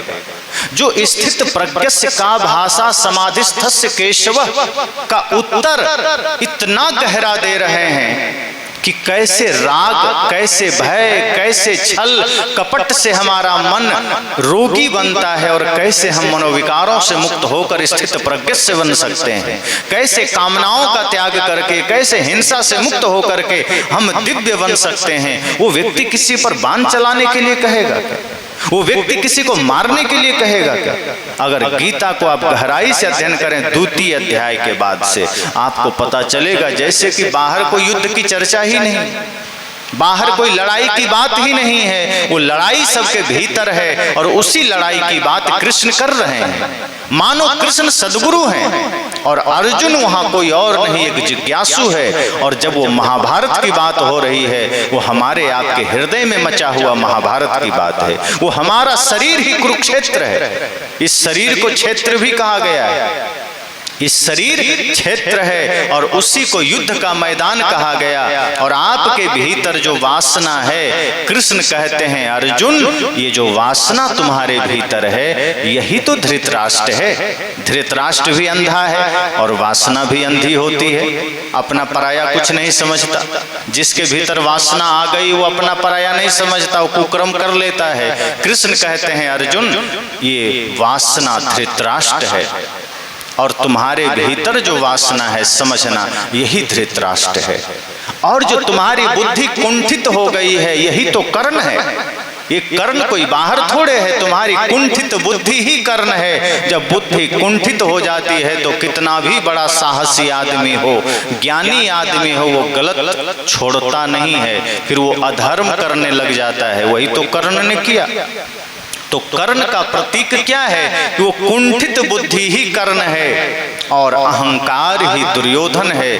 कृष्ण कहते हैं अर्जुन, ये तुम्हारे भीतर जो अहंकार है वही तो दुर्योधन है। जो सब कुछ मिट जाए तो मिट जाए पर अहंकार न मिटे, अपना रुतबा बना रहना चाहिए। और ये जो दुराचार है तुम्हारे भीतर यही तो दुशासन है, जिसने पांचाली का वस्त्र स्पर्श किया था। और ये जो तुम्हारे भीतर कपट है यही तो शकुनी है। कृष्ण ने कहा कि ये समस्त कौरवी सेना तुम्हारे भीतर विराजमान है अर्जुन। और मैं जो तुम्हें धनुष उठाने को कह रहा हूँ, मैं जो तुम्हें बाण चलाने को कह रहा हूँ, ये किसी बाहर किसी को मारने की बात नहीं, ये बाहर का कोई बाण नहीं। ये बाण तो ज्ञान का है, ये वैराग्य का है, ये ज्ञान विवेक, ये बाण विवेक का है। और ये विवेक का बाण, ज्ञान का बाण तुम्हें चलाना है अपनों पर नहीं, बाहर किसी रिश्तेदार पर नहीं।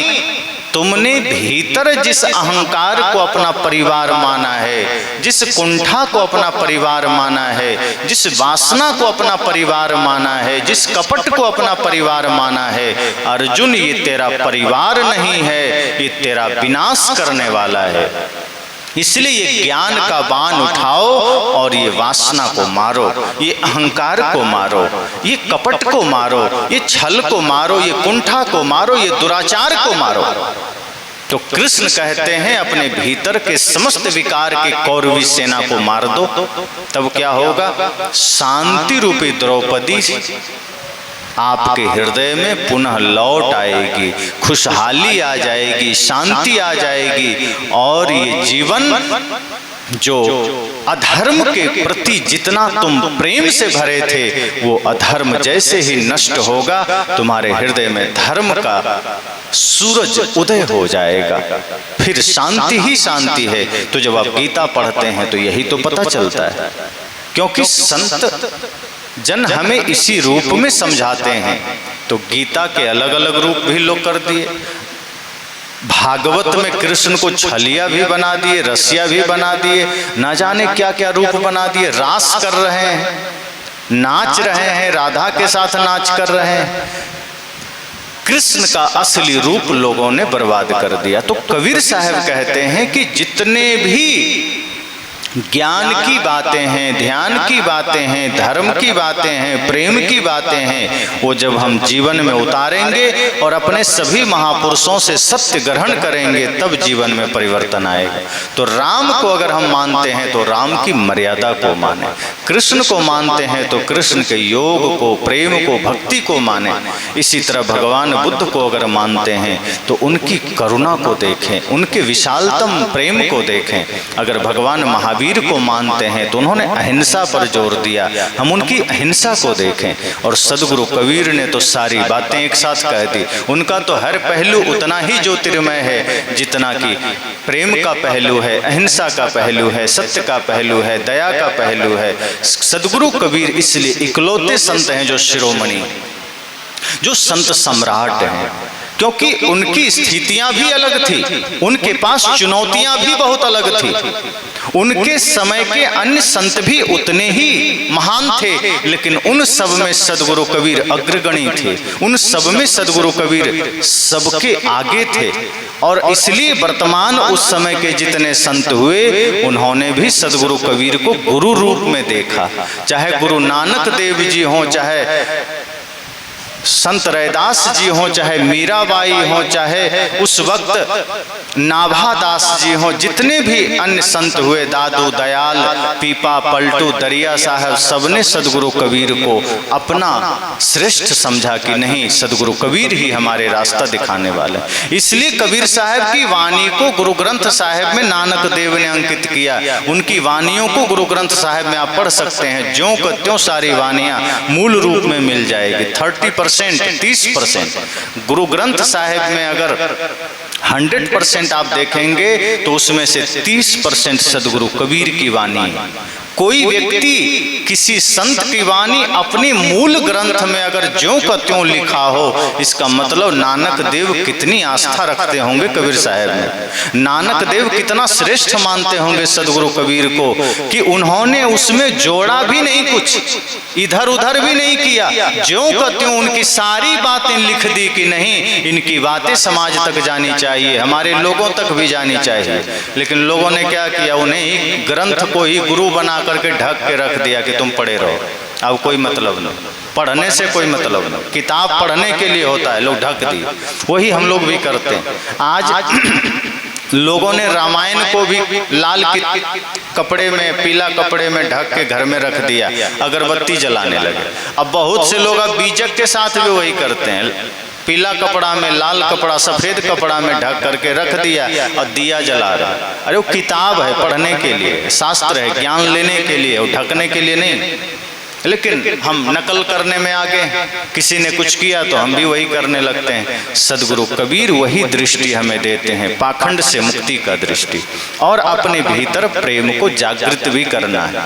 ऐसा नहीं कि पाखंड से मुक्ति हो जाएगी सरलता से, जब भीतर दिव्य दृष्टि जगेगी, जब भीतर की अंतर्दृष्टि जगेगी, तब पाखंड समझ में आएगा। अभी तो हम बहुत सी चीजें पाखंड कर रहे होते हैं, पता ही नहीं चलता।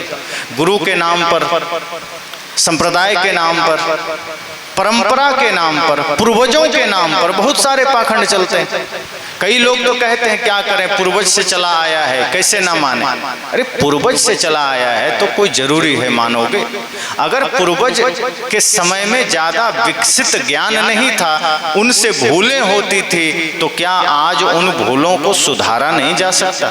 क्या उन बुराइयों को छोड़ा नहीं जा सकता? 100 साल पहले छोड़ो, 20-25 साल पहले किया जाने वाला कितना काम छूट चुका। पहले का समय था जब मोबाइल नहीं था, पत्र भेजे जाते थे। अब मोबाइल आया तो सबने पत्र छोड़ दिया ना, मोबाइल पकड़ लिए, नंगे पैर चलते थे। घास की सड़कें होती थी, मिट्टी की सड़कें, आप नंगे पैर चलते थे। अब तो जूता रसोई घर में भी नहीं खुलता है, इतना अपडेट जमाना आ गया। जूता पहने हम रसोई में चले जाते हैं।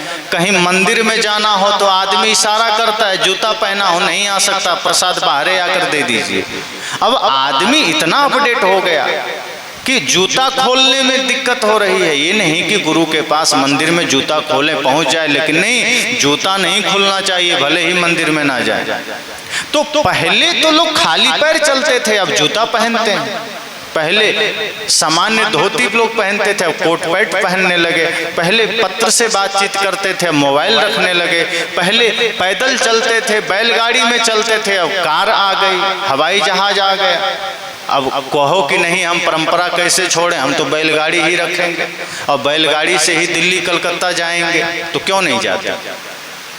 पहले जो कुछ भी था धीरे धीरे बदला है। तो अगर कुछ ऐसी परंपराएं जो पहले गलत होती थी, अगर उन्हें हमें छोड़ने की बात आती है तो हम क्यों कहते हैं पूर्वज करते थे हमें छोड़ो? नहीं छोड़ सकते। एक व्यक्ति ने कहा कि क्या करें, हमारे बाप दादा बलि देते थे कोई माता रानी को, अब परंपरा से बात चली आई है, हमें भी देना पड़ेगा। हमने कहा क्यों? बाप दादा रजिस्ट्री करके गए हैं कि तुम्हें देना पड़ेगा। अरे वो भूल कर गए, उनसे पाप होता रहा तो तुम भी वही पाप करोगे। अगर बाप दादा समझ नहीं पाए कि बलि देना पाप है तो तुम तो समझ लो। कौन ऐसी माता है जो बलि से खुश होती है? और यदि कोई आपको ये समझा रहा है कि बलि देने से माता खुश हो जाती है, फिर वो माता कैसे हो सकती? फिर वो माता नहीं हो सकती, फिर वो जगत जननी नहीं हो सकती है। तो बलि देने से कोई माता खुश होगी, ये पूर्वज ने बता दिया। हम बलि दिए जा रहे हैं, पूजा किए चले जा रहे हैं, पाखंड किए चले जा रहे हैं, श्राद्ध किए चले जा रहे हैं। तो बहुत सारे आडंबर है जो हम परंपरा के दबाव में करते हैं। सदगुरु कबीर ने सब पर कहा कि नहीं, ये मत करना, इंसान बनिए। मूल जो उनकी बात है वो इंसान बनने की, मानव बनने की है, प्रेम में जीने की है, समता मैत्री में जीने की है कि आप थोड़ा ही जीवन बिताइए, लेकिन आपस में ऐसा बिताइए कि जैसे कि आपके लिए वो परमात्मा हो और आप उसके लिए आप परमात्मा हैं। अगर भाई भाई में, पति पत्नी में इस तरह के भाव हो जाएं, मित्र मित्र में, पड़ोसी पड़ोसी में, क्रेता विक्रेता में इस तरह का भाव हो जाए तो धरती पर सारे पाप नष्ट हो जाएंगे, सारी समस्याएं नष्ट हो जाएगी। लेकिन आज हर कोई दूसरे को अपना क्या कहते हैं भोजन समझता है कि जैसे हमें मौका मिल गया। आप कहीं चले जाइए दुकानदार के पास, तो दुकानदार आप में भगवान को नहीं देखता, उसे लगता है एक बकरा चला आया, कैसे लूट लें इसको। और अगर आप थोड़ा चालाक हैं, तेज हैं, तो किसी तरह बार्गेनिंग करेंगे तो थोड़ा राहत मिलेगी। वरना आप रिक्शे वाले के पास चले जाइए, रिक्शा वाला भी अगर जान लिया कि आप इस शहर के नहीं हैं तो 10 रुपया किराया है, आपको 30 ना कहे तो बताना। वो जानता है 30 लेना पाप है, लेकिन वो जानता है कि नया आदमी है, इसको कुछ पता नहीं है। हम 10 के बजाय 3 आदमी से जितना कमाएंगे एक ही से कमा ले। वो 30 बोल देगा आपको, आप कितना भी कम कराइएगा तो 20 तक आइएगा, 10 तो फायदा कर लिया। तो जो एक रिक्शा चलाने वाला इस स्तर पर पाप कर रहा है, तो सोचिए कि आदमी कहाँ जा रहा है। और ऐसा नहीं कि भगवान को नहीं मानता होगा, ऐसा नहीं कि किसी गुरु को नहीं मानता होगा। मैं वृंदावन गया एक बार, तो वहां जब मुझे रिक्शा लेना हुआ तो मुझे पता नहीं था, तो मैंने कहा जाना है मुझे थोड़ी दूर, 2-3 किलोमीटर होगा। उसने कहा 50 रुपये लगेंगे। तो मैंने पता किया कितना किराया का, 20 रुपया। तो मैंने कहा तुमने 50 क्यों बोला? तो हंसने लगा। मैं कहा ये जान तुमने अंदाजा लगा लिया मैं बाहर का हूँ। कहा हाँ। तो मैं कहा तो अगर तुम्हें पता है कि बाहर के हैं तो तुम्हें तो और कम बताना चाहिए, ताकि इस तीर्थ भूमि में बाहर से और लोग आवे, उनकी छवि अच्छी बने। तुम 50 बता करके वृंदावन की छवि खराब कर रहे हो। तुम जैसे लोग जो भगवान की नगरी को तुम बदनाम कर रहे हो, ताकि कोई दूसरा आदमी जाने में भी घबराए कि वहां तो लूटने वाले बैठे। होटल में चले जाइए, सामान्य किराया 800 रुपया एसी रूम का है। अगर जान लिया कि आप बाहर से आए हैं, सीधे कहेगा 1800 रुपया लगेगा। अब आप 1500 फिर भी देंगे, मजबूरी है, कहाँ जाएंगे। तो होटल वाला भी भगवान कृष्ण की नगरी में बैठकर लूटने के लिए बैठा है, वो भगवान की भक्ति के लिए नहीं बैठा है। आप यहाँ से जा रहे हैं भगवान की भक्ति करने, आप यहाँ से जा रहे हैं कृष्ण से आशीर्वाद लेने, लेकिन बगल में बैठा हुआ आदमी को कृष्ण से कोई लेना देना नहीं। उसको लेना देना है कि कैसे आवो काटो माथा, कि कैसा हूं कोई मेरे पास आवे। भगवान कृष्ण बगल में है, डर भी नहीं है कि भगवान कृष्ण नाराज हो जाएंगे, है क्या। नाव वाले के पास जाइए 10 का 100 मांग लेगा, होटल वाला के पास जाइए, कपड़े वाले के पास जाइए, प्रसाद वाले के पास जाइए, रिक्शा वाले के पास जाइए, जूस वाले के पास जाइए, होटल में भोजन करने के लिए जाइए, सीधे 4 गुना रेट आपसे लेगा। क्यों? क्योंकि वो वहां बैठकर भी भगवान से डर नहीं रहा है, आप यहां से डरते हुए जा रहे हैं कि भगवान कृपा करना। वहां बैठकर वो पाप कर रहा है। और जो वहां का परिक्रमा मार्ग है, जो कहते हैं ना बिहारी जी की परिक्रमा लगा लो तो सारे पाप सारा पुण्य मिल जाएगा, उस परिक्रमा मार्ग में बीड़ी, तंबाकू, गुटखा, सिगरेट की दुकानें आपको जगह जगह मिल जाएगी। अब सोचिए, जो भगवान की परिक्रमा लगाने जा रहा है वो बीड़ी लगा के लगा रहा है, वो तंबाकू खा के लगा रहा है, तो कौन सी परिक्रमा लगा रहे हो भाई। भगवान की परिक्रमा लगाते समय तक रुक नहीं सकते हो क्या? कृष्ण की परिक्रमा लगाने गए हो, उतनी देर नशा के बिना रह नहीं सकते क्या? और चलो तुम नहीं रह सकते, जो प्रशासन है क्या उसको दिखाई नहीं देता कि इतना पवित्र मार्ग है, परिक्रमा मार्ग है, लोग लेट कर भी जा रहे हैं, वहां गुटखा खा के बगल में थूक रहा है, बीड़ी पीकर धुआं उड़ा रहा है। ये तीर्थों की बात है। तो आदमी हर जगह लूट रहा है और लुटाने के लिए जा रहा है, उसे किसी में परमात्मा का दर्शन नहीं हो रहा है, उसे किसी में भगवान का दर्शन नहीं हो रहा है। अब जिसको सामने जिंदा आदमी में भगवान नहीं दिख रहा है, वो मंदिर में जाके देख रहा होगा क्या? पत्थर में दिखेगा उसको?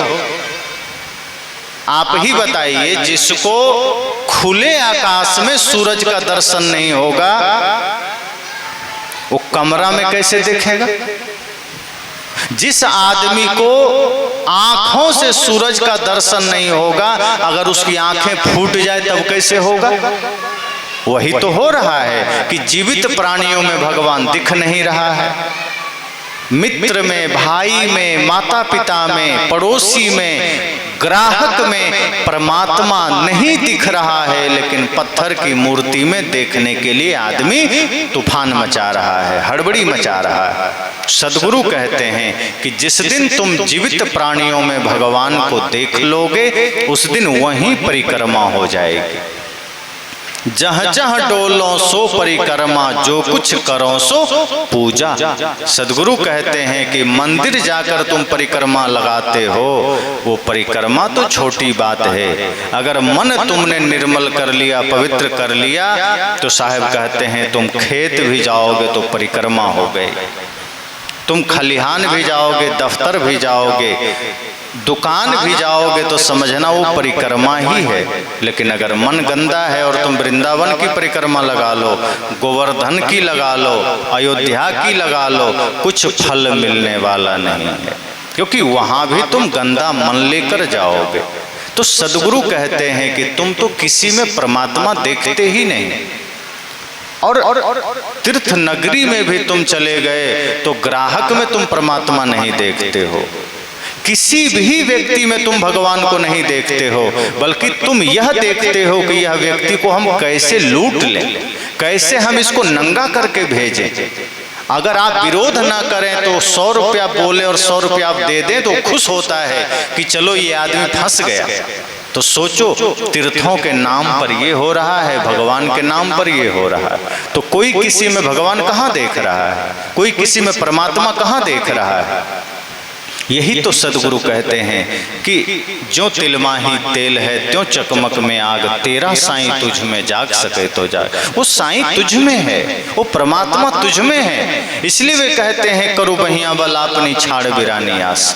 अपने बाहों बल का भरोसा करना, दूसरे की आशा छोड़ देना, अपने भीतर की शक्ति को जगाना, अपने भीतर के सामर्थ्य को जगाना। वे आपको सामर्थ्यशाली बनाना चाहते हैं। वे कहते हैं कि अगर आप अपने भीतर की शक्ति को जान लेंगे तो आप बहुत से आडंबर से मुक्त हो जाएंगे, बहुत से परेशानियों से मुक्त हो जाएंगे।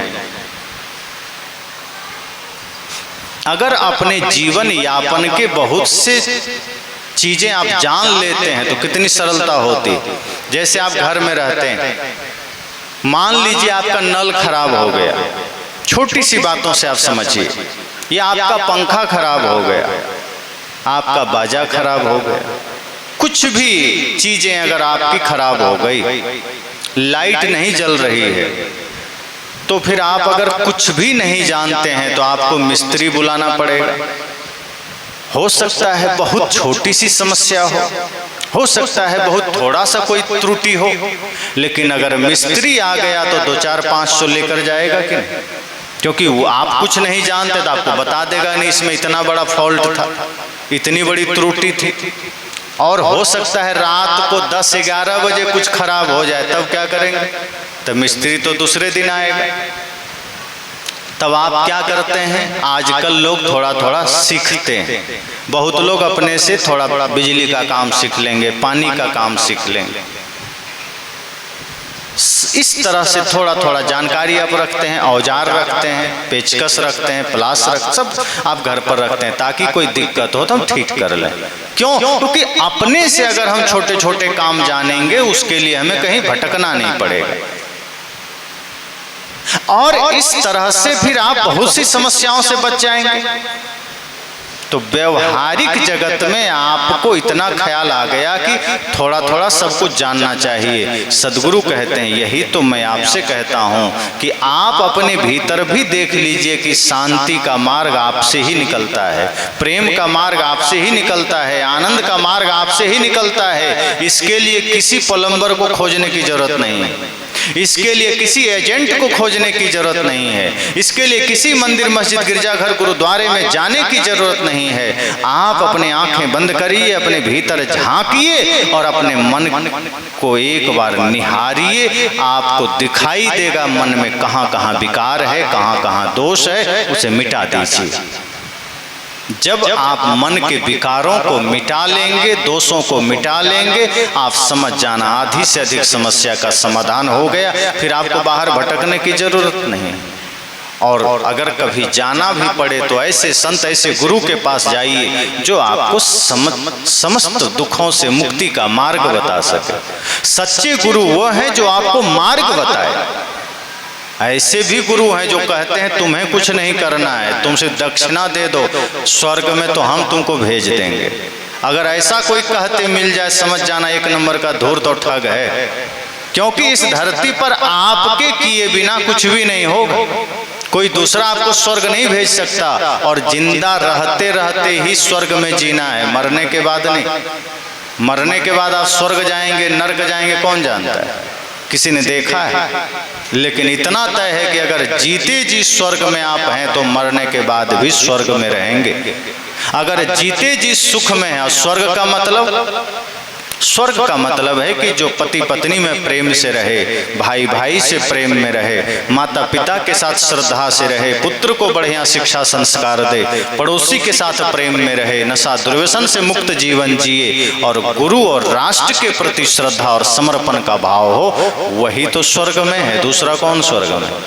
और जो इतना स्वर्ग में अभी जी लेगा वो बाद में क्या नरक में जाएगा? लेकिन जो आदमी अभी छल में है, कपट में है, लड़ाई में है, झगड़ा में है, पाप में है, धोखा में है, और गुरु के पास गया, गुरु से कहा गुरु जी हमारे जीवन में बहुत पाप है, क्या करें?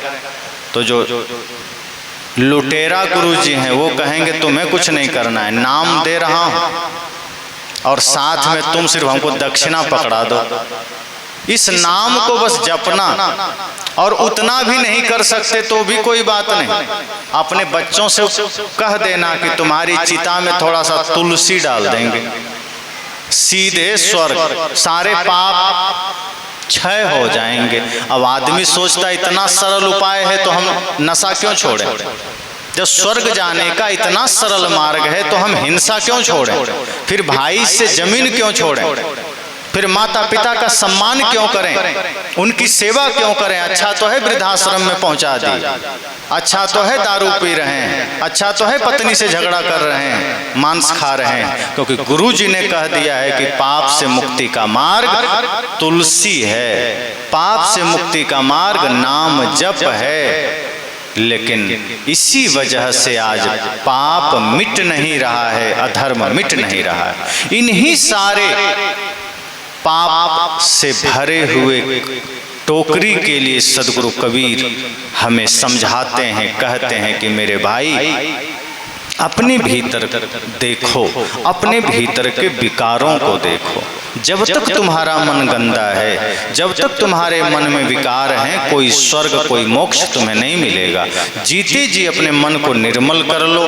पति पत्नी में जिस दिन प्रेम से तुम रहने लगोगे, पड़ोसी पड़ोसी में जिस दिन तुम प्रेम से रहने लगोगे, भाई भाई में जिस दिन तुम प्रेम से रहने लगोगे, और अपने देश के प्रति जिस दिन तुम्हें सम्मान और श्रद्धा का भाव जग जाएगा, उसी दिन तुम समस्त शांति को पा जाओगे, आनंद को पा जाओगे, स्वर्ग को पा जाओगे। वरना मरने के बाद तो तुम नरक में ही जाओगे, जीते जी भी नरक में, मरने के बाद भी नरक में। तो सदगुरु कबीर ने हमें जीने का सरल मार्ग दिया। इसलिए बहुत लोगों को सदगुरु कबीर खटकते हैं, क्योंकि सदगुरु कबीर ने बहुत लोगों की पेट पर लात मार दी। क्योंकि बहुत लोगों ने कहा कि नाम जपने से मुक्ति मिल जाएगी, कबीर साहब ने कहा नहीं मिलेगी। तो जो नाम जपना सिखाते थे उनका तो भोजन की व्यवस्था खत्म हो गई। कुछ लोगों ने कहा श्राद्ध करके हम तुम्हारे पूर्वज को, हम तुम्हारे पितर को स्वर्ग में भेज देंगे। कबीर साहब ने कहा ऐसी कोई व्यवस्था नहीं है, ये छल है, तो उनको भोजन भी मारा चला गया। कुछ लोगों ने कहा कि तुम सिर्फ गंगा में जाओ, नहाना भी मत, 400 कोस से सिर्फ गंगा का नाम ले लेना, तुम्हारे पाप मिट जाएंगे। कबीर साहब ने कहा ऐसा संभव ही नहीं है, पाप मन का विकार है, मन के विकार को धोना पड़ेगा। गंगा में आप जाएंगे तो गंगा का जल आपके शरीर के मैल को धोएगी, और पाप शरीर में चिपका हुआ है। कहाँ पर चिपका है पाप? पाप मन का विकार है, और मन का विकार पानी से नहीं धुलता, ज्ञान से धुलता है, ध्यान से धुलता है। सदगुरु कबीर कहते हैं ध्यान में उतरना पड़ेगा, ज्ञान में उतरना पड़ेगा। गंगा पवित्र नदी है क्योंकि वो जीवन दायिनी है। आज आप बोर कर लिए, नल गाड़ लिए, पहले तो लोग नदियों से ही पानी पीते थे, और जो जीवन देती थी नदियां, इसलिए हमने उन्हें माँ कह दिया। और वो मातृ रूप ही है, प्रकृति की माँ है, क्योंकि वो जीवन पालती है। लेकिन वो माँ है तो उसकी स्वच्छता का ध्यान रखो, उसकी पवित्रता का ध्यान रखो, क्योंकि वो कितनी मानवता का उद्धार करती है। कितने लोग उसके किनारे जल पीते हैं, और आज उनकी दुर्गति हमने क्या कर दी है, पैर धोने में भी मन खराब हो जाए, इतना गंदा कर दिया। और कौन किया? पाकिस्तान के लोग की, चीन का। भारत के वही लोग किए जो कहते हैं हम गंगा को माँ मानते हैं। तो सदगुरु कबीर ने समस्त पाखंड को मिटाना चाहा। आपको विवेक की दृष्टि देनी चाहिए, लेकिन हम अपनी आंख बंद रखेंगे तो कबीर को नहीं समझ सकते। सदगुरु कबीर को समझना है तो सदगुरु कबीर की आंख चाहिए। अगर हम भ्रम की आंख से, आडंबर की आंख से, पाखंड की आंख से कबीर साहब को देखेंगे तो हम पहचान नहीं पाएंगे। जैसे सूरज को देखना है तो रात में देख पाएंगे क्या? आधी रात में आप सोचें कि हम बड़ा टॉर्च लेकर सूरज को देख लें, तो कितना बड़ा भी टॉर्च ले आएंगे सूरज दिखाई नहीं देगा। न चांद के प्रकाश में सूरज को देखा जा सकता है, न लाखों वाट बल्ब के प्रकाश में सूरज को देखा जा सकता है। सूरज को सूरज के ही प्रकाश से देखा जा सकता है। इसी तरह सदगुरु कबीर को समझना हो, जानना हो, तो सदगुरु कबीर की आंख चाहिए, उनका ही दृष्टिकोण चाहिए, तब वो समझ में आएंगे। और जिस दिन कबीर समझ में आ गए, ये सब समस्या मिट जाएगी, इस समाज में सारे विद्रोह मिट जाएंगे, सारी जातियां एक होकर के सिर्फ मानव बन जाएगी, ये सारी रूढ़िवादिता खत्म हो जाएगी, ये सारी सांप्रदायिक झगड़े मिट जाएंगे, इंसानियत ही हमारा धर्म हो जाएगा, अर्थात सत्य, हिंसा, प्रेम, करुणा ही हमारा धर्म हो जाएगा। और यही सदगुरु कबीर का लक्ष्य था। इसलिए उन्होंने जहां जब जैसा जरूरत हुआ कहा, डरे नहीं, और ना तो थके, ना रुके, ना डरे। आज तो हम सोचते हैं कुछ कह दें तो लोग नाराज ना हो जाए। कबीर साहब ने कहा सत्य कहना हो तो नाराज होने की चिंता नहीं है मुझे। अगर गलत हो रहा है समाज में तो मुझे नाराज होने की चिंता नहीं। चाहे कोई मारे, वो तो कहते ही थे, साच कहूं तो मारन धावे, झूठे जग पतियाना। कि सत्य कहता हूं तो संसार के लोग मारने दौड़ते हैं, झूठे को विश्वास कर लेते हैं। लेकिन इसका अर्थ यह नहीं है कि कबीर साहब ने कहना छोड़ दिया। वो कहते रहे, विरोध करते रहे, चलते रहे और अंतिम तक कहते रहे। जीते जी तो कहे ही, मरने के समय भी उन्होंने पाखंड पर ही प्रहार किया।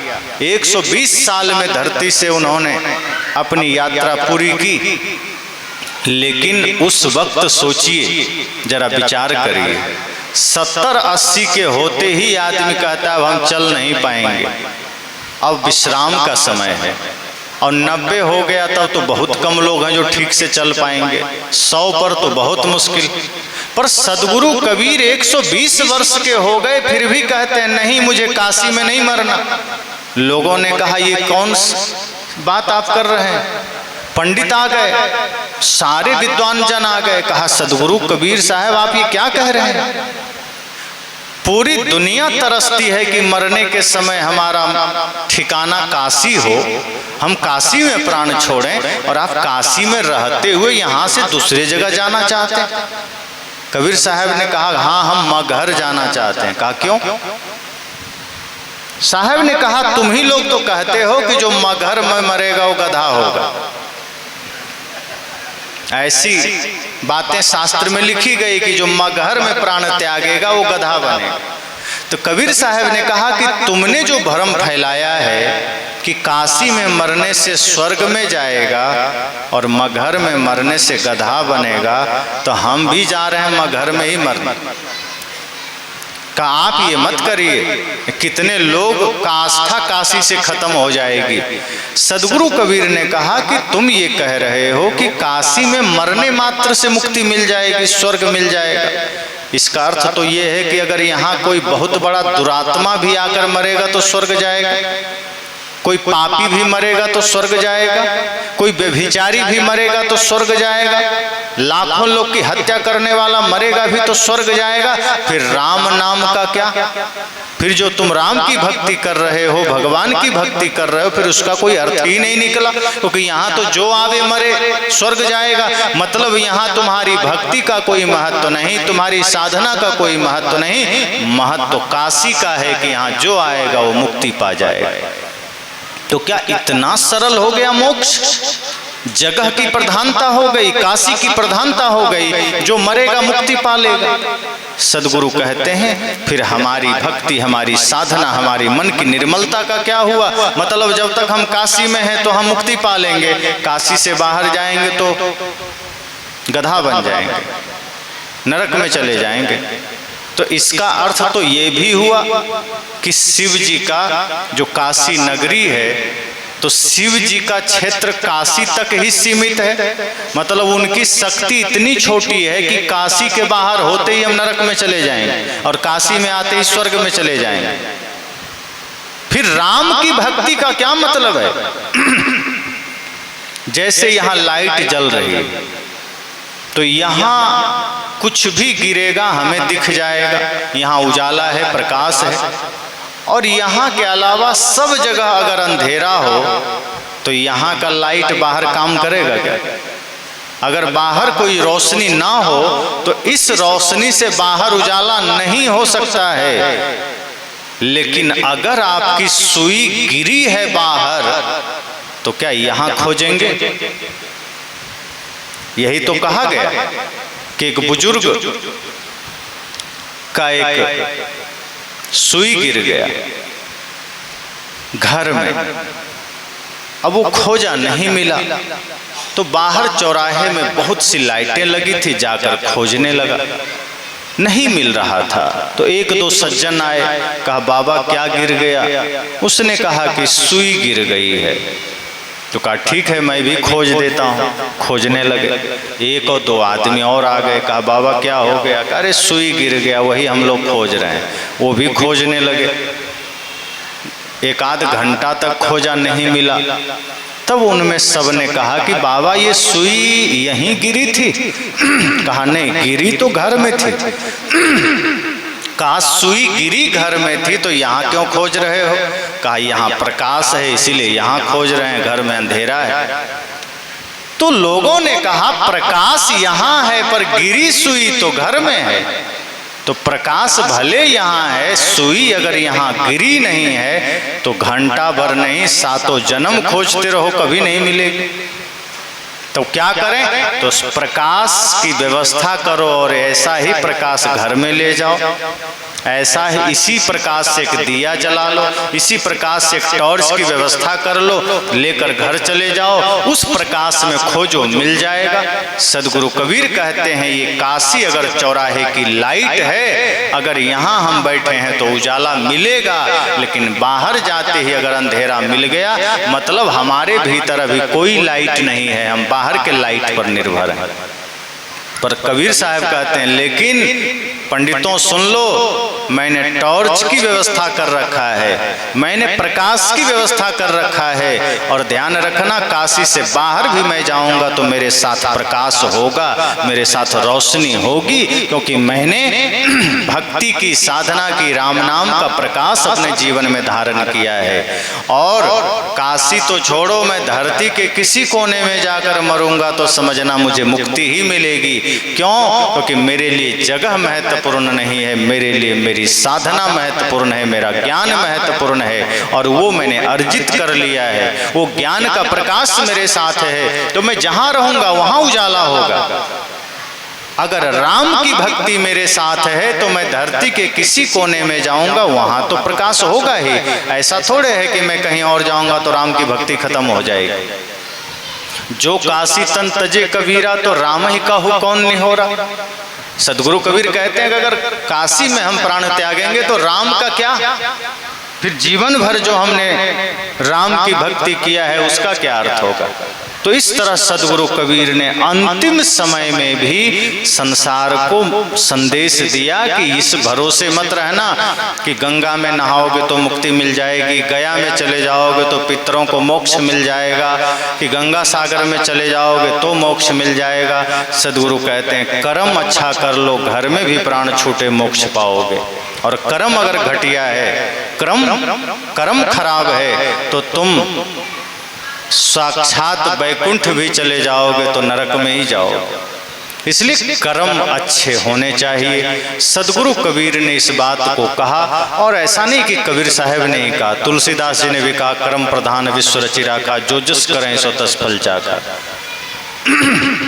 अगर कर्म की प्रधानता नहीं होती तो तुलसीदास कह देते कि कर्म प्रधान विश्व रचि राखा नहीं, तब कहते कि जो काशी में मर हैं वही स्वर्ग पावा, कि जो काशी में मरेगा वही स्वर्ग पावा। उन्होंने कहा नहीं, कर्म प्रधान है, ये विश्व ने रचा है, अर्थात विधि ने रचा है, ये नियति में है कि जो कर्म जैसा करेगा वैसा पाएगा। तो सदगुरु कबीर का समस्त ज्ञान का मूल यही है, जीव दयारु आत्म पूजा, इनसे बढ़कर देव नहीं दूजा। कि समस्त सृष्टि में परमात्मा को देखो, जितने भी जीवित प्राणी हैं, चाहे वो चींटी हो, हाथी हो, आदमी हो, गरीब हो, अमीर हो, छोटा हो, बड़ा हो, सब में परमात्मा को देखना, सबके प्रति करुणा का भाव रखना। और अपना जीवन शुद्ध रखना, पवित्र रखना, निर्मल रखना, नशा दुर्व्यसन मांसाहार से मुक्त रखना। और जब आपका जीवन जीने का ढंग और आपका समाज आपके लिए मंदिर बन जाए, आपका अपना ही जीवन पवित्र बन जाए, तो समझ जाना आपने धर्म धारण कर लिया है, आपने अध्यात्म धारण कर लिया है। और जब तक आपके भीतर प्रेम नहीं, सत्य नहीं, अहिंसा नहीं, करुणा नहीं, तब तक भले ही तिलक धारण किया हो, तब तक भले ही चादर धारण किया हो, तब तक भले ही दंड कमंडल धारण किया हो, तब तक किसी काम का नहीं है। जिस दिन प्रेम धारण किया, समझना उसी दिन बात बन गई। तो इस तरह से सदगुरु कबीर को जिन जिन रूपों में संसार ने समझा, मैंने चर्चा किया। किसी ने ज्ञानी कहा, किसी ने भक्त कहा, किसी ने कवि कहा, किसी ने फकीर कहा, किसी ने काफिर भी कहा, किसी ने परमात्मा कहा, किसी ने संत शिरोमणि कहा, किसी ने संत सम्राट कहा। महत्व यह है कि उन्होंने संसार को क्या दिया। वो कुछ भी आप कह लो, आपकी भावना है, आप उन्हें जो मान लो, निर्गुण मानो, सगुण मानो, लेकिन बात तो वही है कि अगर सदगुरु कबीर की बात हम जीवन में उतार लें तो हमें सरगुण की भी पहचान हो जाएगी, निर्गुण की भी पहचान हो जाए। साहब तो कहते हैं सरगुण की करी सेवा, निर्गुण का करी ध्यान, सरगुण निर्गुण से परे तहां हमारा ज्ञान। वे तो कहते हैं सरगुण की सेवा करो, अर्थात जो जीवित प्राणी है उसकी सेवा करो, यही सरगुण की पूजा हो गई। लेकिन संसार जिस सरगुण की पूजा मानता है, साहब कहते हैं वो तो पूजा है ही नहीं। वे कहते हैं सरगुण की करी सेवा, प्राणियों की सेवा करो, ये सरगुण की पूजा हो गई। और निर्गुण का करो ध्यान, अर्थात अपने होने का, जो सब में आत्म तत्व बैठा है, जो निराकार है, जिसे हम देख नहीं सकते हैं, उसको अनुभव करने का ध्यान करो, अर्थात आत्मा में लौटने का प्रयास करो, अपने में आने का ध्यान करो। और साहब कहते हैं मेरा तो ऐसा है सरगुण निर्गुण से परे, मैं तो दोनों अवस्थाओं से परे है, तभी तो मैं ये चर्चा कर रहा हूँ। साहब कहते हैं मैं सरगुण को भी देख रहा हूं, निर्गुण को भी देख रहा हूं। कोई सरगुण को देखता है तो निर्गुण नहीं देख पाता, कोई निर्गुण को देखता है सरगुण को नहीं देख पाता।